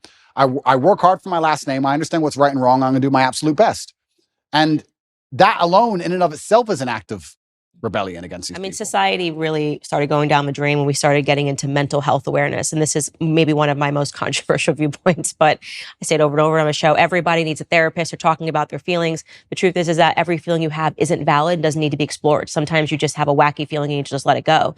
And because my grandfather was such an impact on my life, strongest man that I've ever known, didn't shed a tear at my grandmother's funeral. They were together from the time he was 17 years old until her dying day. I'm certain he collapsed when he got home. Yeah, of course. But this traditional display of masculinity in my grandfather's perspective that a man needs to let it die in his chest, before displaying this emotion had an impact on me. And when I see, like, I guess to give a cultural example, someone like Prince Harry, on TV, with his arms like this, breathing and showing what he learned in therapy, it makes me want to die a little. Completely. It makes me want to die a little when I see men acting like this. Completely. And that's controversial because they're supposed to say, oh my God, he's so brave. It's so stunning. Like, he's showing this side of him. Everything about Prince Harry to me is what a man should not be. Right? Absolutely. What you've done to your family, betraying your family, allowing a woman to assert that much control over you that you would for profit betray your family. I mean, everybody's got a family. Everybody's got family issues. Don't even let me get started, but the idea of selling out your family and then going the royal family, selling out the royal family. And yeah, what happened, it's such a display of what's happened to men, what's happened to masculinity. He's giving up his guns. He's never going to do this anyway. It's all of it is such a public example of what can happen. The thing is, I know what's so interesting is I know how miserable he is. He's miserable. There's no way a man can be happy in that scenario, because I think masculine happiness comes from strength and to a degree excellence, and also comes from respect. Mm-hmm. Men want to be respected, and he doesn't respect himself. His family doesn't respect him, and his woman doesn't respect him. I know how unhappy he is. I know how unhappy she is by extension. It's just an unhappy, miserable house. He gave up everything and gained absolutely and utterly nothing. This whole therapy thing, the reason I believe they push therapy so heavily is because it goes into something I said a little bit earlier about selfishness. If you convince somebody that they have to spend hours and hours per week sitting in a chair talking about that feeling they had last Thursday in the kitchen. It's crazy. It's insane. Crazy. You want to talk about creating mental illness? There it is. This exasperates problems. This makes it worse. Mm-hmm. And it also builds this culture of absolute and utter selfishness. Excuse me, they're trying to put you in jail for the rest of your life effectively because they're going to enslave you and they're going to control all the money and they're going to make you get injections you don't need. Yeah, but I'm sad. I got therapy. I'll talk about it later. Yeah. That's all they want. They just want you to be so obsessed with how you feel in your own mind that you can't even look outside of yourself and care about anything. Right. It's part of the propaganda machine. It's part of the mechanism to turn us all into docile farm animals. I said this to somebody the other day. They were talking about how they feel. And I said, who cares how you feel? And he goes, well, what do you mean? Well, I don't care. You're telling me I know you and I don't care. So all the people who don't know you don't care. The woman you want doesn't care. You can't go up to a chick at a bar and say, you know what? Usually I'm really charming. Today I'm a bit sad. Can you give me a pass? Can you let me off? She'll be like, go away, weirdo. The chick you want doesn't care. The job you're supposed to perform at doesn't care. If the man who wants to mug you decides to pull a machete, he doesn't care. You can't say, bro, I'm not in the mood for a fight today. Tomorrow, please. Nobody cares. So why do you care? All the people out here in the world don't care, but you're going to sit there and you're going to carry the only person in the world who cares. You're going to walk around telling everybody, trying to find somebody who gives a shit. Good luck. Because what's going to happen is you're going to walk around feeling sorry for yourself, trying to find somebody who cares. You might find somebody who pretends to care long enough for you to get a little bit of dopamine. But all in all, you're wasting time in a hyper-competitive world where people like me who perform regardless of how they feel are just going to perpetually bury you. And then you're going to sit there and wake up and go, why am I a loser? Well, because when Andrew was sad, he continued to perform. When Andrew was in jail, his business didn't fall apart. He was doing push-ups every day. His body didn't fall apart. Nothing about his life degraded when he was in a jail cell surrounded by cockroaches. You're in a plushy bed at home, crying about what? And you expect the male world's hyper-competitive. So you're not allowed almost as a man to put that much importance on how you feel. You don't have time to care about it because you have too much to do. This is what I find so remarkable. If I feel sad, I don't think, how do I stop myself? I need to not feel sad. I just go to work. I got stuff to do. I'm a man. I have things to do every single day. This whole therapy garbage, I can't think of a way faster to ruin your mindset and destroy your ability to resist the perils of life than go into therapy. And the overdiagnoses of everything. It's like, you have this, you have that. And then people take that as an excuse to not ever have to get better. Oh, absolutely. Now I can be permanent because I realize that I've got this. I went to the doctor and the doctor says that I have this. And so that's the reason why I don't respond. I've got ADHD. I think now it's like 1 in 2 people has ADHD. And that's why I'm not able to focus and do my homework or complete a task or keep going to the gym every single day. I hate it. It's a self-fulfilling prophecy. It's a self-fulfilling prophecy. And I really can't think of a quicker way to destroy your mind than go to therapy. Part of me, if I had time to waste, Candace, which I don't, because I've been on house arrest long enough, and once I'm out of here, I'm going to enjoy myself. But if I had time to waste, I would love to go to start therapy. I would love to, imagine me, Andrew Tate. I'm going to go to a therapist, and she's not going to know who I am, and I'm going to sit there, I'm going to do therapy, and I'm going to do a video. I might actually do this. It's actually a great idea. I might do a video after each therapy about what bullshit it was. And just sitting there talking about, okay, when you were 8, what happened when you were 8? Because in your childhood, not everything's because of my childhood. Not everything works that way. It's so asinine. I've actually had conversations with therapists, I think twice in my life. I did a TV show in England, and I had to speak to a therapist, and then I think it was another TV show, 2 TV shows, I had to speak to these therapists. And I sat there and said, I don't believe in your science, because in math, 1 + 1 is 2. And we understand that. Whereas with what you teach, you can have a guy who doesn't drink alcohol because his dad was an alcoholic, and a guy who is an alcoholic because his dad was an alcoholic. So how can you have the same scenario and 2 completely different outcomes? She goes, oh yeah, but there's general rules we can follow. I said, then let's end the conversation. I'm not a general person. I'm exceptional. So can we just stop wasting everybody's time here? Because all your general rules don't apply to me. I'm smarter than you. What have you achieved? Goodbye. I'm a world champion. See ya. Like it's garbage. And I really do believe, I think there is this mass drive to instill the idea of absolute selfishness in people. I think they're trying to, when I really analyze the ideal citizen they want, the ideal citizen is yes, docile, and yes, he's unique, but he's also ultimately selfish, because then you don't care about community. And I think therapy is a fantastic way to make you selfish. Because that's all you talk about is, what do you talk about? Garbage. Yeah, why you have the right to act this way, even if you're acting terrible. Why did I do? Well, when I was 9. Oh, get a life. Yeah, that's really Prince Harry's book, honestly. Is it? Yeah, I could only get past the first 2 chapters. I was like, it should have just been called Privileged. You know what I mean? And this is the thing. These aren't even struggles. And here's the thing. I think Margaret Thatcher said the best upbringing you can have is good parents and no money. Because you look at Prince Harry you can't talk about anything better for a perfect upbringing. Royal family. Come on. It's not his fault, right? Royal family, fine. But he was supposed to have gone to the army. He went to Afghanistan and supposedly he fought, but obviously he didn't. He's the prince. Played Xbox. Of course. He just sat in the back. But if you don't give a man struggle, look what he becomes. Tell me the kind of man, if I were to say to you, imagine a man who's never struggled in his life. Physically, mentally, everything's gone perfect for him. He's born in the royal family. Everything's been perfect for him his whole life. Is that the kind of man anybody respects? Is that the kind of man anyone wants to be? And struggle is subjective, right? So Prince Harry dealing with his current problems of his wife nagging, to him, that's full mental breakdown, right? My problems are obviously much larger, but struggle is subjective. To us, they're almost on the same level. But if you were to compare them side by side, they're absolutely nothing. So as a man, you have to build resilience, and you build resilience through going through something and building a tolerance to it. And this guy's had such a privileged life that he's ended up a miserable, depressed, unhappy person. So this is what's actually very interesting. When men come to me or young boys come to me and talk about something bad that happened to him, I said, good. Absolutely and utterly good. You should be glad that thing happened to you, because that's the reason you're going to be the man who can resist the perils of life in the future. If bad things don't happen to you, you're going to end up like Prince Harry. You don't want to end up like that dude, do you? No one does. Yeah, exactly. So your life's going to be so easy. You're going to get to the end result and your wife's just going to wreck you. So you need to have all these bad things happen to you so you build the mental resilience. And that's another thing about masculinity and males as a whole. We're trying to take that all away from them in almost every regard. And it's kind of like, there used to be like rites of passage where a boy would become a man. That's all gone.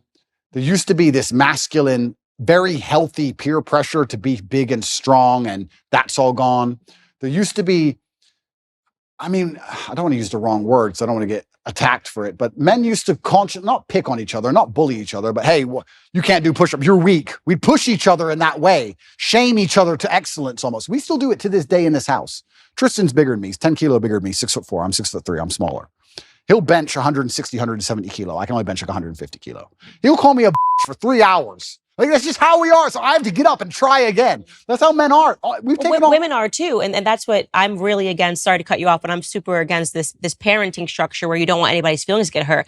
I'm one of 3 sisters. We're a year and a half apart. We tried to kill each other. You know what I mean? All I would do is call my sister. No one has called her ugly or more. You know what I mean? Yeah, I'm like, you're ugly, you're this, you're fat, da, da, da. That's actually good. Yep. You know, it makes you tougher. And when you see these only children who've never gone through anything, their parents told them they were perfect and wonderful. Yep. And I'm thinking, I wouldn't trade my childhood me and my sisters trying to kill each other, every single day. Life's difficult. Over a t-shirt. Yeah, and it doesn't matter how much money you have. Life is always going to be difficult. It doesn't matter how much you try and shelter your children, how rich you are, what family they're born into. Life is going to be difficult. And if there is no struggle in their life, they're going to find struggle, or something that shouldn't be a struggle will become a struggle for them because their life has been so sheltered. And life is hard. So if you can't avoid the difficulty, you may as well get very good at it. You may as well get good at difficulty. And it's amazing when you look at someone like Prince Harry. He's just a man who has not become very good at difficulty, and he's just completely collapsed in the face of a woman who's complaining at him. And yeah, even worse than all that, the dishonor of selling out. We were talking about how I feel a duty to my bloodline and my last name, and I have to do my father proud. He's from the British royal family. Like, and he had no honor. He couldn't even sit and say, look, listen. He couldn't even shut up for them. Yeah, literally. He had to sell out in a book. Like, God does not smile favorably on people who make these kind of decisions. And I think that's why he's going to be unhappy for a very long time. And he's going to realize that it was never worth it. And what did he do it for? Money? You're from the royal family, my friend. You really need money that bad? Like, it's truly shameful. And I think deceit and treachery are the most heinous and most disliked personal qualities, or something you can actually witness somebody do. I think everybody hates them. And it's because anybody can fall victim to them. Anybody can fall victim to deceit or treachery because you trust that person. Everybody trusts someone, right? So that person turns on you, you're always in trouble. So I think he thinks that he has the populace on his side. But I don't think he understands that when you out yourself as a snake, everybody intrinsically dislikes you. Even if they enjoyed watching the show. Oh, completely. They've stepped away and went, okay, because I gave the example on my show. You know, you have the Kardashian family, but the one thing about them is they're thicker than thieves. So America does like a reality show, right? Like a reality show, but the reason why they have gained popularity is because actually they always back each other up. They still remained a family unit. 100%. And when you betray that, when you betray family, I think left and right, you just kind of go, okay, maybe that was a little too much. It was fun to watch. It was fun to watch, but we don't really trust you. I don't want to be your friend. I don't want to be your friend. I don't want to be your friend. Yeah, completely. I mean, you're going to sell your own brother out? What am I to you, right? If you do that to your own brother, what am I to you? Absolutely crazy. And then he wonders why. And I also think what he probably doesn't understand, and if he's watching this, you never know, he might. Hello, Harry. If he's watching this, I don't think he even understands that even his woman views him that way. Even Meghan views you that way. Even Meghan looks at you and goes, I complained at you over William, and you were supposed to tell me to be quiet, and you didn't. So now I think you're a bitch. Now what? And you wonder why she's never happy. So now he's in big trouble. I don't know what he's going to do with his life, but he's in big trouble. But it's interesting where I don't see how. It's actually an interesting conversation to have about how psyops can work as a whole. Because when I analyze, especially as a man, and I always talk from the masculine frame, not because I'm a misogynist, but because I'm a man. And I understand the masculine frame because I am a man. If you stray from the archetype of masculinity, if you stray from honor, courage, if you're not dutiful, if you don't believe in putting honor in your last name, if you don't want to be physically and mentally strong, if you don't believe in finding problems to solve, you don't believe in having a difficult life, if you stray from this because you've been psyoped to stray from it, all you end up with is misery. And it's amazing that people will see anybody who's strayed from it end up perma-miserable and still fall for the psyop. I find it incredible that people don't think logically long enough to sit and say, okay, whose life do I actually want? I would never adopt the thinking of somebody whose life I didn't want. I don't know why people even do that. I could sit and have a conversation with Prince Harry for 10 hours straight, and he could be as compendious and convincing and concise, and he could be extremely perfectly articulate with his points. And at the end of it, I'd say, yeah, but I don't want to be you. So I don't want to think like you. So get fucked. Yeah. But I wouldn't want to listen to him. So I don't know why people don't even just wake up and go, okay, whose life do I want to live? What kind of person do I want to be? Who do I want to be like? That's the kind of thinking I need to adopt and install in my mind, because we're all being programmed by someone to a degree. And I don't think you can escape programming. You can just choose the programming that you are going to install inside of your mind. I'm not going to sit and say I'm not programmed. My father programmed me. My fight coach programmed me. The friends I have around me program me. My brother programs me. My social circle programs me. We're all programmed to a degree. You have to be very careful with who you're going to allow give you the programming. Because if you put it up to society and culture, the current culture, as a man, you're going to end up like Prince Harry. Do you want to be Prince Harry? It's a big question. It's a big question. And the answer is no. Yeah, the answer is no. It's interesting what you said earlier about putting things back to biology, because a lot of human nature is certainly animalistically biological. And even if we look at Harry and Meghan and how they interact in their home, I obviously don't know, but I can almost guess to the T the arguments they're having. I can imagine him saying, I gave up my family for you. This is what you wanted. I gave you what you wanted. Why aren't you happy? I gave you everything you liked. And he's trying to use a logical or an emotional, well, he's trying to use an emotional argument, but it ain't going to work because she doesn't respect him. But he's trying to use a logical argument with her, trying to understand why she treats him so badly after he completely and utterly complied. But humans are biological, and she, as a woman, wanted him to be a man. She wanted him to have some degree of parameter and barrier. And if you don't put up any parameter or barrier as a man, what a woman's going to do is she's going to push you and push you and push you and push you. She's going to see how far she can push you. That's the reality of it. We can talk about any relationship, whether it's Harry and Meghan or any other relationship. If you're a full-grown man and you don't set parameters or set barriers, the woman's going to push you and push you and push you until she eventually finds one. And we can look at that in a romantic relationship, but also people. People in general, if you're going to give to a taker, they're going to take and take and take and take until you eventually say no. That's how humans work. So she was waiting for him on a biological level to stand up and be a man and say, listen, you've joined the royal family. You're right. You had to bow to the Queen of England. Correct. Because it's the royal family. Get over it. That's all he had to do. He could have saved himself all this mess. He could have saved himself all the running away and looking like a fool and upcoming divorce and all this garbage if he would have just put his foot down. He never did. And she was trying to inspire in him the warrior. I think a woman sometimes tests a man to say, okay, how much will he put up with? Because they want to see, are you a man or not? What if a man's giving you shit? What will you do? They want to see if you're about it. And she was just testing him and he failed every time. And that's why he's tried to perma please her. And now he's in a situation where he's asking her why she's unhappy when he's given her everything she wants. And she's unhappy because you gave her everything she wants because you're a punk. Women don't want neutered men. They don't. Absolutely. Even if they personally neuter them themselves, it's not what they want in the end. So I'll ask the question, what do you think men want in women? That's a really good question. And I can answer that one easily. I think that the masculine realm that we operate in is based on respect. I think that men are constantly looking for a way to be respected. I think the world is hyper competitive and we're constantly always looking for status amongst our peers. This is why you will see a man give up his basically entire life to do something which will only gain him respect, even in a very small sphere. There are CEOs who go to work every day and don't even see their family and give up their entire life and work 12-hour days just to feel like the man in that office. Feeling important in that one office, in that one skyscraper is worth him giving up his life because he feels like he matters. And if he gets more respect in that office than he does at home or anywhere else, that's where he's going to want to be. Men function on that. So if I had to build the ideal woman who could get any man on earth, what she would have to do is understand that I need to give my man as much status and as much respect as possible. I, by extension of him, being next to him, need to make him look respected. And a lot of this is the easy things we know. No one's going to respect a man who's with an ultra promiscuous woman. No one's going to respect a man who's with a woman who is back talking him or horrible to him in public. No one's going to respect a man who's with a woman who clearly isn't interested in him sexually, whatever. That's all the obvious part. But the hidden actual message behind all of it is that men are constantly looking for status and respect.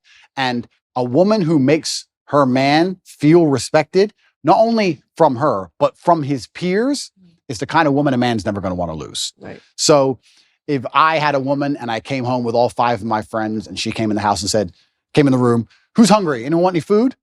It's not about food. I'm the G now. I'm the big boss. My woman wants to feed all of us. Of the guys there, most of their chicks would never do that. That's respect. That's status for me. That elevates my status.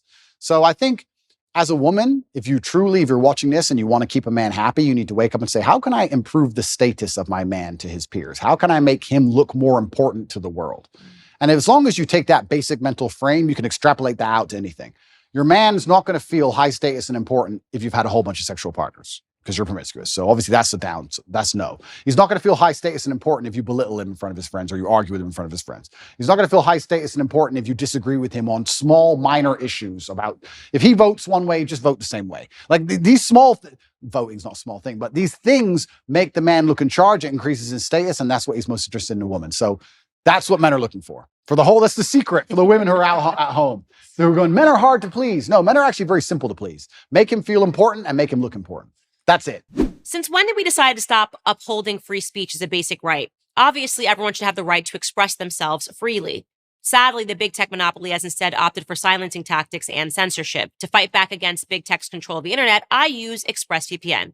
Ever wondered how free-to-access tech companies can make all of their money? By tracking your searches, video history, and everything that you click on. By building a profile on you, and then they sell off all of your sensitive data. When you use ExpressVPN app on your computer or your phone, you anonymize much of your online presence by hiding your IP address. That makes your activity more difficult to trace and sell to advertisers. Protect your data today at expressvpn.com/Candace. That's expressvpn.com/Candace to get 3 months free. Visit expressvpn.com/Candace to learn more. So both of us come from families. My parents are divorced. Your parents were divorced. Yep. I think your parents maybe lasted a little longer than my parents. I'm not totally positive. What was your mother like? I don't think I've learned anything about her. Yeah. So I had a fantastic mom. She did what a mother was supposed to do. I guess I was raised in a I call it hyper traditional. The modern world will call it misogynistic household. My father was in charge. It was his household. My mother was in charge of feeding us and clothing us and sending us to school, and she did a fantastic job. I think that as a boy, as a man, I always wanted to emulate my father. My father was the superhero. So my father instilled a lot of the mindset that I have, but my mother did a lot of the basic things that kept me alive, if that makes sense. She was a fantastic mom, and she's still alive today, and I love her very much. One of the first things I did when I got rich was retire her completely. So she is one of the people I take care of, and I'll take care of her for the rest of her life. And she did the absolute best she could. And that's the reason we moved to England. They decided to get divorced, and England has a better social care system. We had no money. So we got moved to England. And I grew up in Luton, which is the worst town in England, in an area called Marsh Farm, which is the worst area of the worst town. So it's like as bad as you can get, like the worst place you can possibly go. I think my school had a 4% pass rate or something ridiculously low. So I grew up in a really bad area. But my mother, yeah, she was fantastic, and she did the absolute best she could. And she always loved my father to the end. But I think my father, in many ways, there's certainly been a lot of circumstances where he sacrificed his marriage to raise us in a very particular way. Because my mother and father would argue most over the raising of me and Tristan, because my dad was so hard on us. But he said, look, you boys are my legacy. You're more important than arguing with your mother. So I think that's actually why they broke up, because he was so hard on us. But I thank him for it. So yeah, but I don't want to disrespect my mother by saying there isn't much more to say, besides the fact she was a very nice, very loving, very attentive mother. That's what she did. But my dad was always my superhero. And I don't know what else to say. My dad was my superhero. Well, I see it now. My son's only 2, and he's now toddler, terrorist, wakes up every day, wants to go to war. I don't want to go to war. I just want to love him. Yeah. And so he is obsessed with my husband. I mean, forget it. The second my husband walks through the door, it's like I don't even exist, right? Yep. Forget the fact that I held him for 10 months. I don't exist. But unless he's sick. Yeah. Oh, yeah. Oh, then it's like totally mommy. Oh, completely. I'm like, oh, okay. So when you want to go to war all day and you're feeling great, it's like dad, he literally just wants to fight him. He goes up and he hits him and he wants him to be thrown around. And I don't want to do it. I'm like, you're kind of big. Yeah. I don't want to toss you around. Go find your father. Yeah. So there actually is a natural proclivity that goes on there too, where like in the way he acts when a man walks through the door, any man, by the way, my son wants their attention. You can see that he seeks their approval at the age of 2. He'll cry in front of the girls, well, it's me, it's my assistant. If it's girls he's putting on, then when the guys are there, he instantly stops the crying and stops the tears. So it's so interesting to watch that and examine that in just a 2-year-old. So well, that's biological, right? This is how we charge at the gunfire. This is how men charge at the gunfire, because we want the respect of our peers. We will literally commit suicide for the respect of our peers. Like it's something that's deep inside of us, or it used to be, it should be. They're trying to take it away from us. But how do you get men to go over the trench, over the line and charge at machine guns? Well, you do it because everyone else is doing it. And you don't want to be the only so you have to do it. And you have to die. Like that doesn't make sense. Think about it logically. It doesn't make any sense logically, but it's something biological inside of all of us, because we have this innate feeling of duty and honor, and that's where the courage comes from. And they're trying to destroy that along with everything else. But you're right. This is how men biologically are designed to be. And I was the same when I was young. I remember looking at my dad just going, you're a superhero and I want to be a superhero. That's just how it was. So, but yeah, my mother's fantastic and I love her very much. And she's very proud of me and she's very proud of how we were raised. And she's so glad we were strong. Like even when we were in jail, she was very concerned, but she's like, look, I know that if anyone can do it, you can do it. And yeah, so. Do you want to be married? Good question. I heard that's the lover boy tactic. We'll talk about that in a little bit, but. Yeah. And that's an interesting question because younger me would say no, absolutely not. And the reason younger me would say no is because I'd come up with all the arguments that there's no legal advantage really, and the woman can wreck you and you can lose all of your things, etc. What's the point? I don't want the government involved in my life, all those kind of arguments. But as I get older, maybe I'm getting a bit softer. Maybe I do think sometimes you need to make a decision based purely on love and have the faith of love and faith in your love enough to say, I don't care what the government's going to do about this because I truly believe in us and I think we're going to make it. So would I get married? Perhaps some point, yes, in the future I might get married. Yeah, I'm not against marriage like I used to be. I used to be super against it. And I think that's because I grew up in an environment where everybody was divorced. Everyone. So it's like, well, what's the point in this? Oh, wait, so I give her half my stuff and then what? I didn't understand the whole point of it. But now I think if I met the right woman, perhaps, yes. Yeah, marriage is good. Yeah? If it's the Convert me, Candace. Yeah, if it's the right person, if you marry the right person, and I'm saying this as someone who grew up with divorced parents, well, they got divorced after I was out of the house, but speaks to your earlier point about it either impacts you one way or the other. You either want marriage because your parents were divorced, you don't want marriage. I desperately wanted marriage, and I think the ways in which we both have grown.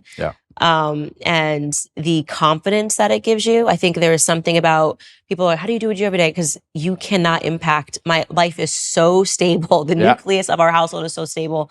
And to be able to raise kids and have them see that example of the perfect yin and the yang, there's something divine about it. There's something spiritual about it. It's why I won't accept you. I think you are actually a libertarian right now, and I won't accept you as a libertarian. I think you will not be one. In a few years, if I had to make a prediction, I think you will lean towards conservatism, because even in just the crack of you talking about the attack on masculinity, because first you say, oh, well, if everyone wants to do what they want to do, if you guys all agree and you want to be homosexuals, fine. But then we'll start to realize that libertarianism, live and let live, is what welcomes in through the door. I'm, very against every ill that homosexuality has brought. And again, these are consenting people that are doing what they want to do. This is true. But look, evil is evil, sin is sin, and we're yesterday talking about homosexual marriage. Today we're talking about transing. Well, it's such a slippery slope. This is the thing, right? You're completely right, because the idea of live and let live was a fantastic one if it could actually operate without slippery slopes and it descending into chaos and anarchy, and it can't. So this is the difficult thing about it. You get called a bigot for saying, this is my line, I don't agree with this, and you're going to be called bigoted and you're going to be attacked. But truthfully, it's just understanding that, like you're saying, it's a slippery slope. And it's unfortunate. So what is the slope that we want then? Okay, then we should aspire towards heterosexual relationships. We should aspire towards marriage. We should, and this is the mold that I am selling all the time. Wouldn't have said this 10 years ago. I was probably more libertarian when I first got into politics, and what's the big deal if people want to do this to themselves? And then I realized, no, there is a reason. No, and you're completely right. And the reason I gave that example is because I'm currently in a legal jeopardy or a legal situation where people who have nothing to do with my life are trying to say that people were victims when they weren't, when everyone was consenting. And you're right. I agree with you there. I also think with the whole LGBT argument, it's interesting because I will be honest and say I do think there is a difference between G and T. I think they are different things. Of course. I think they're massively different things. However, you're right. It's a shame it's such a slippery slope where you can't just say to people live and let live, because it's going to be hijacked and Trojan horsed. And they're going to Trojan horse it, and they're going to inject something in it that destroys the lives of every single person on the planet. And they're going to try and do it. So you have to draw a hard line. You have to be a bigot. You have to never give an inch, because if you give an inch, they take 10 miles. That's more than 10 miles. Look where we're at. I mean, you're talking about eunuchs, and they're quite literally turning people into eunuchs. They're going in to the hospital and coming out eunuchs. It's a crazy, because if your genitalia doesn't affect your gender, why do you have to change it to affirm your gender? It doesn't make any sense. There's no such thing as a woman. What are you transitioning to? None of it makes any sense. But these are real evils that we're fighting today. And I think it's because we haven't put those firm lines in the sand and said, no, actually, there is such a thing as right and wrong. Well, this is the thing I love about, and this is where religion comes in, right? Because I used to be an atheist. And then exactly what you just said about there's something divine about marriage, and exactly like you said, there's such a thing as sin. Everything you're talking about is religious. You're completely correct. You eventually, if you're going to wake up and be the kind of person who has hard parameters and said, this is right, this is wrong, it's very difficult to do that without then turning and understanding that has to come from God. Who else is going to decide what is right and what is wrong? And people say, oh, they're all man-made religions. Well, then why does it go against so many of the wills of man? Some of the sins that man want to go and do, the religions are against. If we made a religion wouldn't be against our own sins, would it? Right. So it's interesting that this is almost proof for God in so many ways, when you're going to wake up and realize that there is genuine evil in the world and there's genuine good in the world, and there are two sides and two camps. And I do believe that the good is on the side of truth, and I do believe that comes from God. And there's many different ways to God. I think there is one God and there's different religions, and I don't want to argue the differences between the religions, because I think we have a lot more in common than we have, especially in the fight against evil, than we have as differences. But yeah, it's super interesting. And you're right. Firm lines are absolutely not really required. And if we don't have them, it's why society ends up in the position it's in, with so many subjective lines and your truth, my truth, the truth. And you're completely correct. It's not very often I sit with somebody who I feel like says something and I feel corrected, but you're right. Live and let live is hijacked. Yeah. It's hijacked. And it's unfortunate that me as a person now, especially, and maybe this is more of a personal thing. Maybe this is more of a personality trait, where I'm in the position I'm in, I'm saying what I believe is the truth, and I'm out here trying to help people, and I'm saying about the difficulties I went through in my life so others don't have to go through them, just as you said. But if somebody doesn't want to listen to me, I'm like, okay, you don't want to listen to me, I don't care. You do what you want.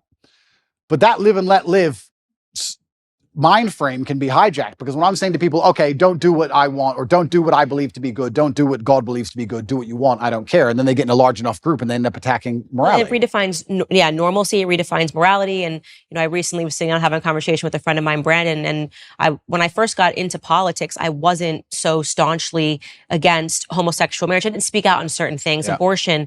And then I saw it firsthand. I just examined just the differences in my relationships with heterosexual couples and homosexual couples. And homosexual couples, I'm talking about two men. You don't realize that God designed a man to be with a woman because it prevents men from giving entirely into the worst components of who men are. Just having sex all the time. Yeah, right? You can't do that. If you're with a woman, okay, maybe it's menstruation, maybe it's pregnancy, maybe it's afterbirth, but there are these natural barriers that make it so that your relationship has to be about something else other than just sex. When I'm with my homosexual friends, they talk about sex. I don't think they realize that heterosexual couples don't just sit down for lunch and be like, we banged 20 times last night because we could. They think that that's normal. So then you talk about how that bleeds into pornography, that bleeds into wanting to talk about sexuality in the classroom, how that might bleed in to suddenly wanting to speak to children about sex, saying, oh, this is all normal. It's actually not normal, but because it's normal in a homosexual relationship, you think that it's actually normal. Totally right. And so I have suddenly realized, and this is why I've become so staunchly conservative, how it all bleeds into everything. And there is such a thing as objective rightness, and there is such a thing as objective wrongness. Completely correct. And I agree with absolutely everything you just said. So my question would be then, what do we do? Do we force everybody to be Christians, or force everybody to be religious, or how do we do it? Well, I think the first thing is having the courage to talk about it. And nobody even talks about these topics anymore because they just go, oh, they've won, so we need to let this go. And more you're seeing culturally, people are afraid of being canceled. I mean, what I just said to you is grounds for a cancellation. How dare you question this? How dare you?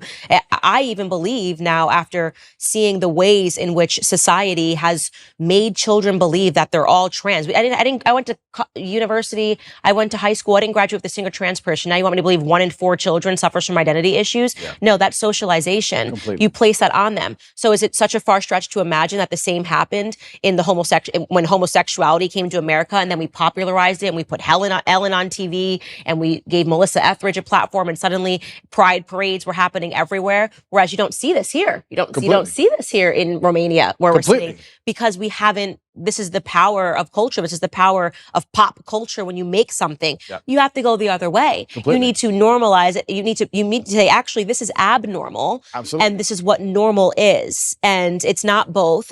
So yeah, I've become very conservative in all of these perspectives. And you're completely correct. You nailed it. When I said, do we force everyone to be Christian? You nailed it by changing to the exact thing I was going to say. It's about culture. It's a cultural issue. And it's completely and utterly correct. And I think that's actually one of the reasons why. I mean, I don't state this with arrogance. I don't want people to understand. I'm not trying to be arrogant. I'm trying to make people understand the situation I'm in. I was the most Googled man on the planet at one point.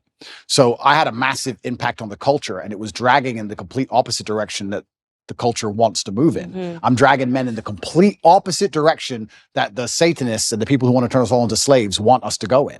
So I think that anybody who sits at home and realizes that my legal troubles appearing basically directly after that is a coincidence, then you're awfully naive. So it's unfortunate also that the way the world works, at a certain level of influence and power, the justice system almost breaks down. We see that even in America and most other countries. It all just becomes a big game and a big show, and it's about power plays and a whole bunch of conversations behind the scenes. It's not about justice anymore. So it's very concerning, because you are right. We are in a culture war. And it's culture which is absolutely not really defining the direction in which we move. And this is one of the reasons why I reverted to Islam, because I feel like the Islamic culture is the strongest. You feel the culture. I was wondering, because you were Christian, and I definitely do not know enough about the Islamic faith to sit here and debate you on it. I'm never a person that will debate somebody on something that I'm not an expertise on. Yeah.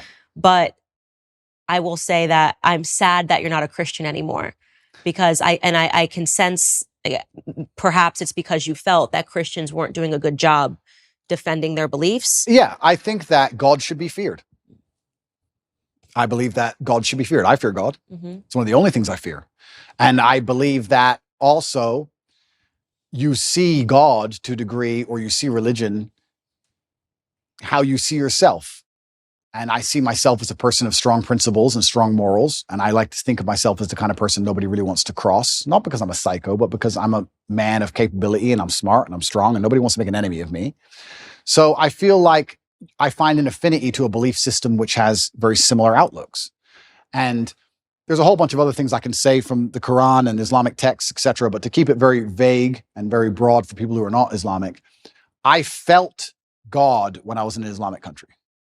If I went to an Islamic country, That's the problem. I The felt West- God. West is You don't Christian. feel any God. I think How is that's it a Christian country if Satanists are mocking Jesus on the streets? Okay. I understand what you're saying, and I was trying to gather in my head what pulled him away from Christianity, and I said it's probably the example. If you're thinking that America is a Christian country, and you're thinking that the United Kingdom is a Christian country, They're not. and you're going, Christianity is getting it wrong. Yeah. And the truth is that America is no longer a Christian country. We're being run by people that are satanic. Hollywood is satanic, and Right. Hollywood is running America. Correct. So you're not wrong.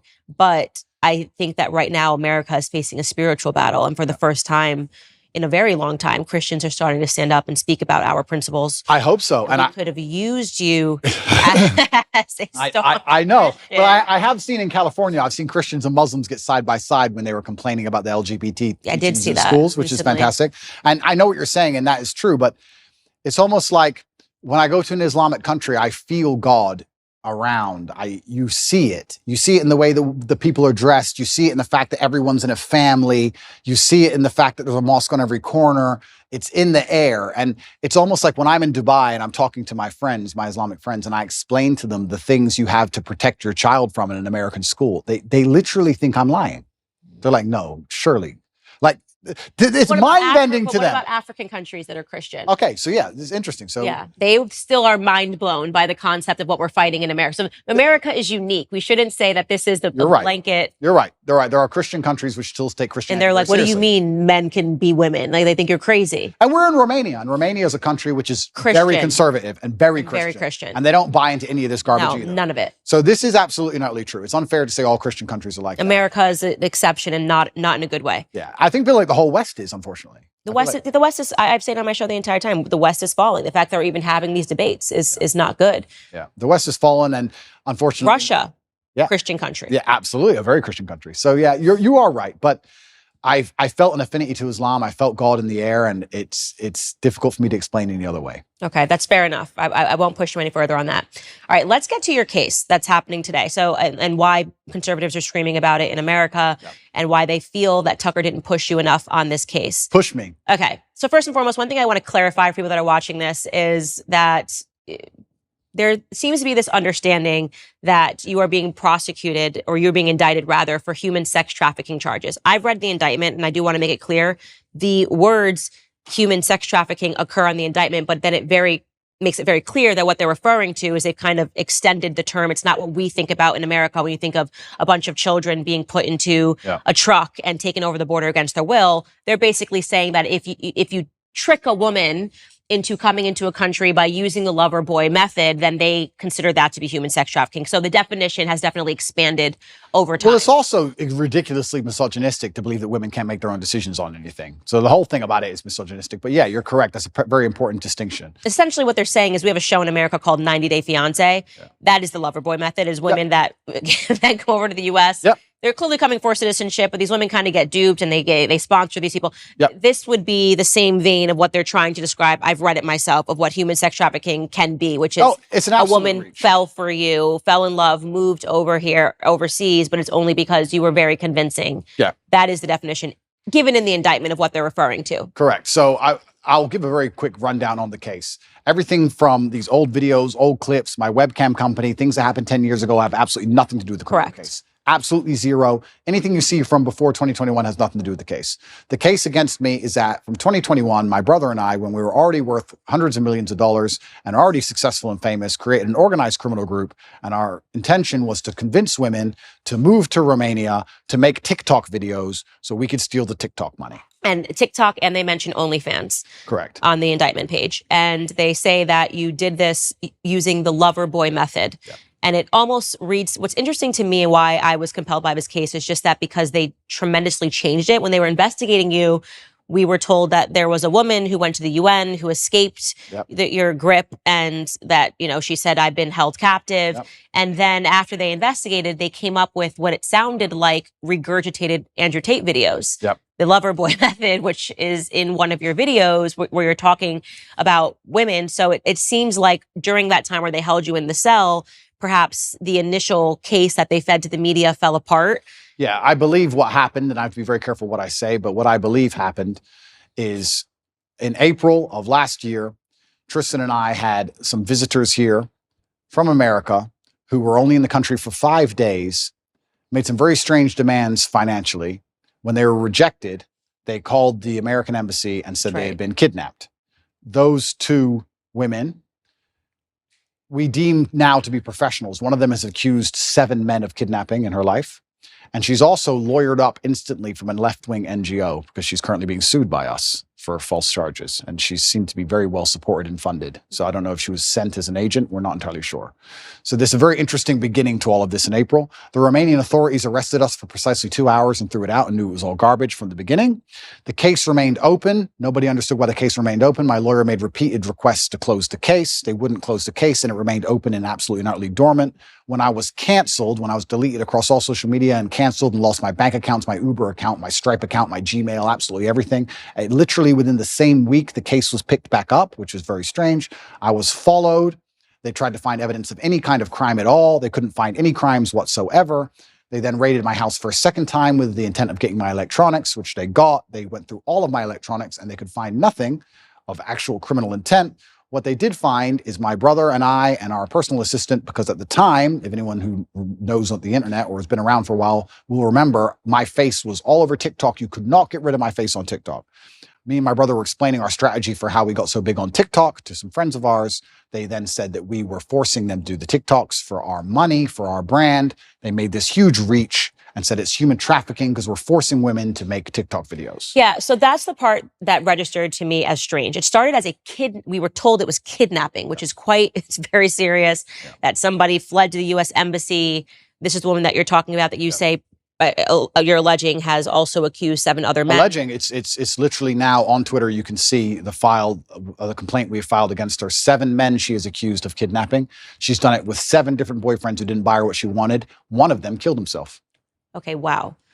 So she's a professional. Okay, so it's very strange that she comes over, she accuses you of kidnapping her, but then they decide not to prosecute that, but they fed that to the media, that you kidnapped someone, that she fled to the U.S. embassy. Then all of a sudden we learn that they're investigating you, and the charges then go from kidnapping to, well, actually what he was doing is a lover boy method, which we're saying is human sex trafficking, and that these women didn't know what they were getting into. They thought that he was going to marry them. And actually what he wanted them to do was just to make TikTok and OnlyFans videos. Yeah. So the lover boy method, traditionally, the way it would traditionally work, the reason it was criminalized and added to the criminal code is that I would be a Romanian man and I would meet a Romanian girl. We would get married. Marriage is part of it. I'm not married to anybody. We'd get married. We'd move to a richer country. You go from a poor country to a rich country, let's say America. You put the girl into sexual work, let's say prostitution, and then I'll keep all the money and I'll control her or coerce her by pretending to love her. That's what they're saying. That's how it traditionally works. They've accused me of using the lover boy method because basically I was a nice person. I was nice. That's the thing that's most people don't understand about the law. It's so ridiculously subjective. If they want to weaponize it and use it to attack you, that's exactly what they'll do. They can accuse any man of using the lover boy method if you send nice messages on a text message. If you're like, hey, baby, how are you? So did you, hey, did you promise to marry these women? No, I didn't promise to marry anybody. What I had was girls. The 2 girls who were in the criminal file asked me how to be famous on TikTok. I told them how to be famous on TikTok, and I spoke to them nicely the entire time. These 2 women have come out and made videos repeatedly saying we're not victims of anything. I don't know if you've seen them. No. Okay, so just so I back this up. The victims in the indictment. Correct. Have made videos saying we're not victims. Correct. I did not know that. It's all over Twitter. In fact, on I think it's my pinned tweet, you can see the criminal case against Andrew Tate. The 2 victims who the DCAR are accusing me of using the loverboy method on have made videos saying, he just told us how to do social media. We're not victims. I've never seen any of them being aggressive or rude. They've always respected people. Ai fost amenințată? Nu. N-am fost niciodată. Dacă eram amenințată, automat nu mai eram idiotă să stau în casa asta. Suntem prieteni buni de 2 ani de zile, cam așa, poți să mă treci pe mine ca și victimă, dacă eu n-am spus că sunt o victimă. They gave this statement to the police. The police ignored it and said they're brainwashed. So they ignore it. So now we have a criminal case where we have girls who are saying they're not victims of anything. Me telling girls how to make money on TikTok, or not even how to make money, because no one makes money on TikTok, telling them how to get famous on TikTok, and them saying that I forced them for money, which doesn't exist. There's no money in the criminal file. There's no transactions. There's no financials, nothing.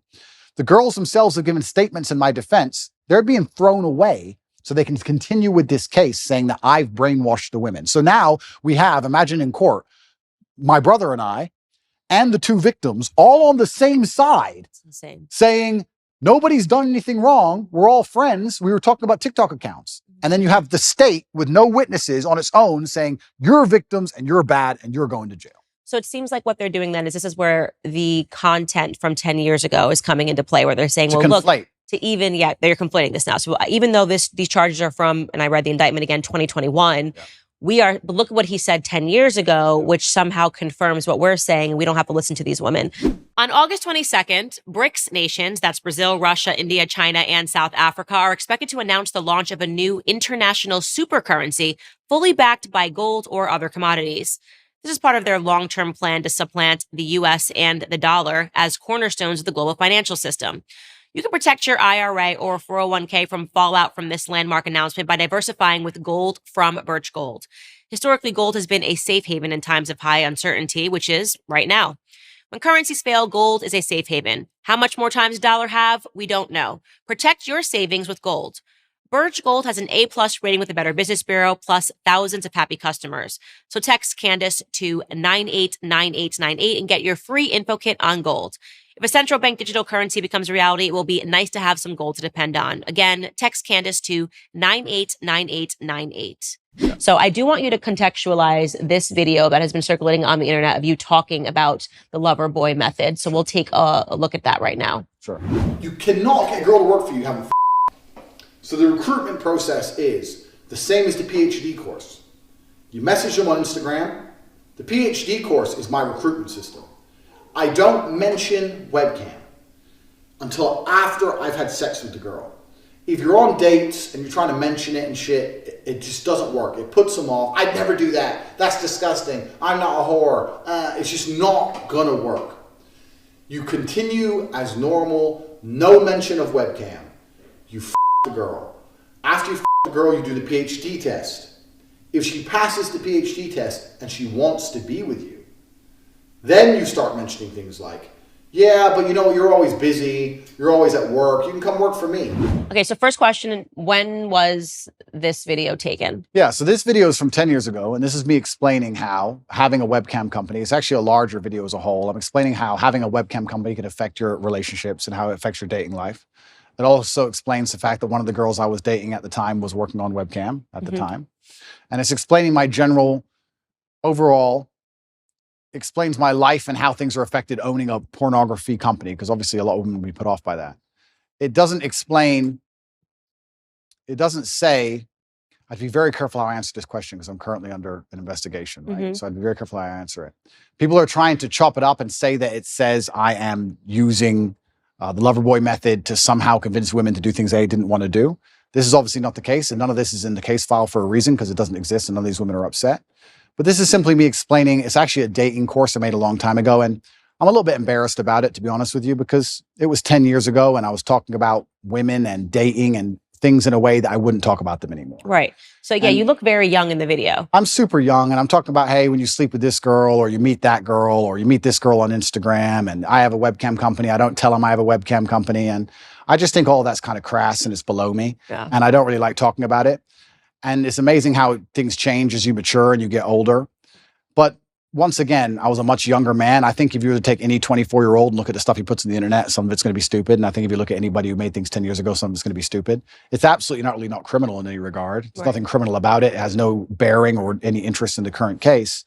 But yeah, I was talking about how I don't mention I have a webcam business. The basic premise of the video was me explaining that I don't mention I have a webcam business ever, and that I'm Mr. Rich and I have this nice car and I go on dates with girls. And sometimes when I say I have a webcam business, some of them want money and they want to work for me. That's the basic premise of it. Right. I'm glad to hear that you're not proud of the video. And I think that that's one of those things where I say that people don't allow you to grow up from things that you've done or said in the past. And this is obviously when you were operating a webcam business. You're Completely. talking about... And that's the whole thing about the human experience. We're supposed to grow, right? And we're supposed to make mistakes, and we're supposed to learn from them, and we're supposed to evolve as people. And I'm certainly not proud of the video. When I say I'm not sorry for what I've done, I don't mean it in a, I would do the same things again. I don't mean it that way. I mean that at the time I was a lot less knowledgeable and I was younger and I made some mistakes. And just like I'm sure Jay-Z would never sell crack again. Right. Exactly the same reason I would never make a stupid video saying something so stupid again. I also could have never predicted the fact that I was going to become one of the most famous people on the planet. Right. I didn't see that coming. And if I did, I would have been a lot more careful with what I said and how I said it. And I do think that it's part of every person's journey to make some mistakes and learn from them and grow from them. And I kind of find it interesting that if I was a reformed drug addict, there'd be no problem. If I was a reformed murderer, there'd be no problem. If I was a mafia boss and I'd sit here and I'd killed 3 people and we were doing an interview and I was like, yeah, I used to kill people. I've done my time. I'm out of jail now. I get less flack than if I made a video talking about dating when I used to have a business that did webcam than I currently get, you know? So all I can do is understand that I was a younger man. I did the best I could at the time. And I was trying my very best to survive in a very harsh world. And I understand now that a lot of the way I said things, I certainly shouldn't have said them that way, but none of it is criminal. Right. And it, again, has no bearing on your case today, but I want There's literally no bearing. And it's conflation. It's being circulated without, like, people think that video was shot last week. Correct. And that's what's so good, because it's good to mention that, because people are trying to conflate them. Because in the current case against me, there's no case. Mm-hmm. Everybody understands there's no case. We're now in a situation where if the legal system's completely fair, then the case is over. So what they're trying to do is they're going to conflate with old videos of mine, and they're going to try and muddy the waters and gaslight. And I will say that I am unhappy those videos exist, and I will say I wish I never made them, but I won't say that I'm sorry, because at the time I did the best I knew how to do. And I think that's important for the young kids that are following you, especially the young men, to know. Like I say, I always hope that I talk about the mistakes that I made, and I probably wouldn't even categorize them as mistakes. It's just things that I did. And if I could go back, of course, I wouldn't do it. Hindsight's 2020. Yeah. But it's important for them to hear that. I'm not proud of that, obviously. I'm not proud of it. And that's why I never push them to the world, and that's why I never, propagate them in any way. Unfortunately, there's a weaponized attack against me where they still exist. And that's why I do so good to talk against them. I think that if you want to tell kids not to do drugs, you usually have a reformed drug addict to stand up and say, don't do drugs. I was a drug addict. It was a mistake. And I think that gives you a degree of credibility. So for me to sit here and say, be a lot more careful, one, with the way you say things on the internet, especially. 2, be a lot more careful with your interactions with women as a whole, especially in light of the Me Too movement and all these other things. Be very respectful. This is a small clip. If you watch the video in its entirety, I actually talk about extensively about how you don't want to make a woman feel pressured. You don't want to pick up a rape charge for no reason. If she feels upset or sad, make sure you get her a taxi home. I talk about all these things in the same video. So this is still the worst part of a very long form video taken out of context. However, I just think there's a lot of lessons to be learned from it. And yeah, if I have to be slightly embarrassed and a little bit taken aback by them so I can teach people the lessons, and I'm going to teach people the lessons. And the basic premise is I was explaining how I have a webcam company and how it affects my romantic life. And that was how it was all encompassing and went together. And I think when I made the video, I got like 28 views. Yeah. And now it's being circulated. And I'm being told I'm the worst person in the world by people who pretended they've never done anything wrong for the last 10 years. And also there has to be a degree of time. I like to think there's a statute of limitations. Like, how long are you going to hold? They will for the rest of your career. I'm sure they will. And it's fine. And that's fine. Mm-hmm. But I mean, it's just like, okay, 10 years ago, a decade. Yeah, they're going to keep making you answer for it in every capacity. I've seen that. God forbid you misspeak, you miss a word while you're saying something, they will circulate it over and over again. That's just the world of social media. For me, what I feel is I don't feel guilty about them, but I do feel embarrassed, because I don't feel like the way I spoke about women or the way I spoke about romantic relationships is my current view on romantic relationships. I think I've certainly matured. I was a young, brash, arrogant guy. This is what happens when you have a young kickboxer who's beating everyone up, who's making a bunch of money from the streets. I was a young, brash, arrogant guy, and I spoke in a way I perhaps shouldn't have spoke. And I'm sure if Jay-Z makes a song today, he won't speak about women and crack and drugs the way he used to speak about women and crack and drugs. It's just the reality of life. And you have to grow, and you have to take the embarrassment which comes from growing. So I will certainly sit here and make sure, I think the whole world understands that that's not my message. That's not what I'm teaching young boys today. The young boys who are following me today have no interest in these videos and don't watch these videos unless they're pushed by haters. And I think that overall, I'm a net positive for the world. I think that men being so disenfranchised is I want to say something quickly about the British school system. The English school system has attacked me, and now they're trying to put me, they've spent billions of dollars trying to remove me from schools because young boys were running around saying, what color is your Bugatti, and repeating my sayings. I don't think I can really truly be held responsible for the fact that young boys repeat a saying, especially one that's not particularly aggressive. I think that shows that the young boys are looking for a hero and someone to look up to, and I feel like I'm filling a gap. And that's why I understand it's so important I say very good things and teach very good things. And I don't think I would have learned so much good if I hadn't been involved to a degree with the dark and the bad. I don't think there is light without dark. A lot of my lessons and a lot of the messages I give to the world come from the fact that I grew up in one of the worst areas of the Western world, surrounded by drug dealers, surrounded by real pimps doing real bad things, surrounded by broken homes. I learned all these lessons. And if I had never had those experiences and never grew up in that scenario, how could I be a person who's now teaching young men, disenfranchised young men, the realities of the world? How could I? We talked earlier about having a sheltered life. A sheltered life doesn't allow you to be the kind of man who can teach. So yeah, I spoke in a way I shouldn't have spoke. Yeah, I regret the video completely. Have I ever hurt anybody? No. Has any of the girls who are being mentioned in that video come forward with anything other than defense of me? No. Nobody was actually hurt. It was just very brash, very arrogant, very bad delivery, which I regret. I can tell you something right now. If level with you as a human being, if I had to watch clips of me 10, 11 years ago, I would be red. Even the black girl go red. I couldn't even look. I wouldn't even want my husband to see it. So I feel your embarrassment. Well, this that's why a part of me when they were regurgitating these clips, I was like, this is so unfair. It's so unfair to say I'm upset. And by and large, the stuff that you're saying to young men, even if there are certain things I don't agree with, although I found it interesting that you said that peacocking is natural with men, because I think you're right. Now that you say it, I'm just a woman and I don't understand it. Yeah. But by and large, the stuff that you're saying today is not that.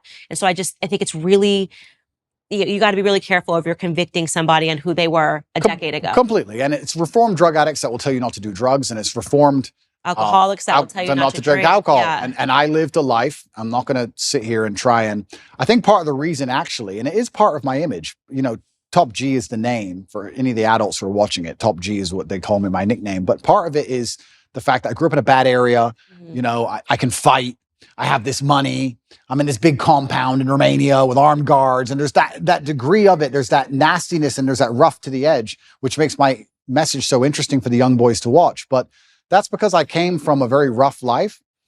And yeah, all I can do is apologize for the delivery, but I will not apologize for trying to do the best I could at the time in the scenario I was in. Growing up. Completely. And I think that that's one of the things that sucks about being a public figure is every single moment that people are looking at it under a microscope. And I always say, I want to give people permission. I always say, I took the most liberal route to conservatism that there ever was. Yep. And so I'm just not so quick to judge people. And also I like to think, and this is one of the things I do say, if the most advanced forensic detectives on the planet with years of effort, if the worst they can drag up is me talking about women in a slightly derogatory way, I'm kind of happy with that. And I'll be honest, because I scroll Twitter and I see all these liberals who attack people all day end up getting ousted for child porn or this or that, real things. And I'm like, thank God I have no skeletons for real, So that's the worst version of me that anybody's ever going to see. And it was a long time ago and I learned my lessons from it. And I do my very best to teach the lessons I learned, just like you said, to help people avoid going through the hardest way to possibly learn a lesson. And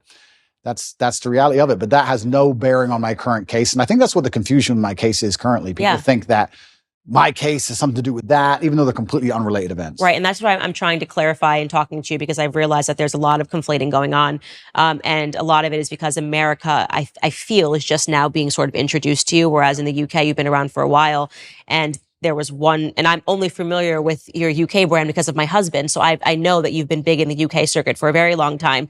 And there was an old video that surfaced of you spanking a woman with a belt. Yep. Tell me you love me. Say it like you mean it. Say it like you mean it. You message one other guy ever again, whether we're together or not again. You understand me?